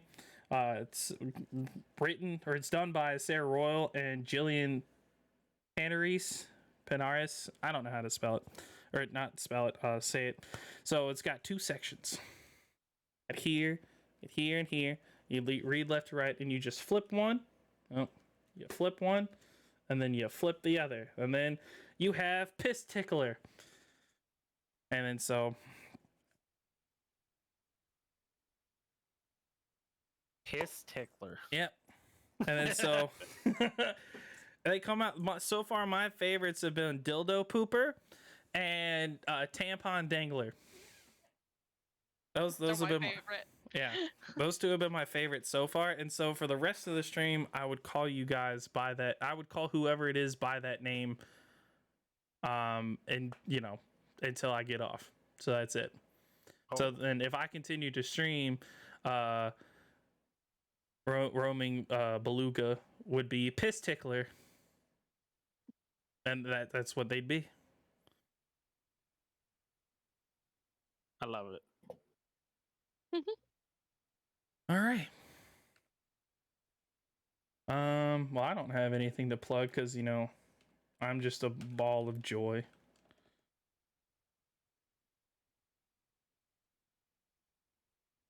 So thanks everybody for hanging out and hanging with us. Appreciate it. Take care, everybody. Oh, I need to.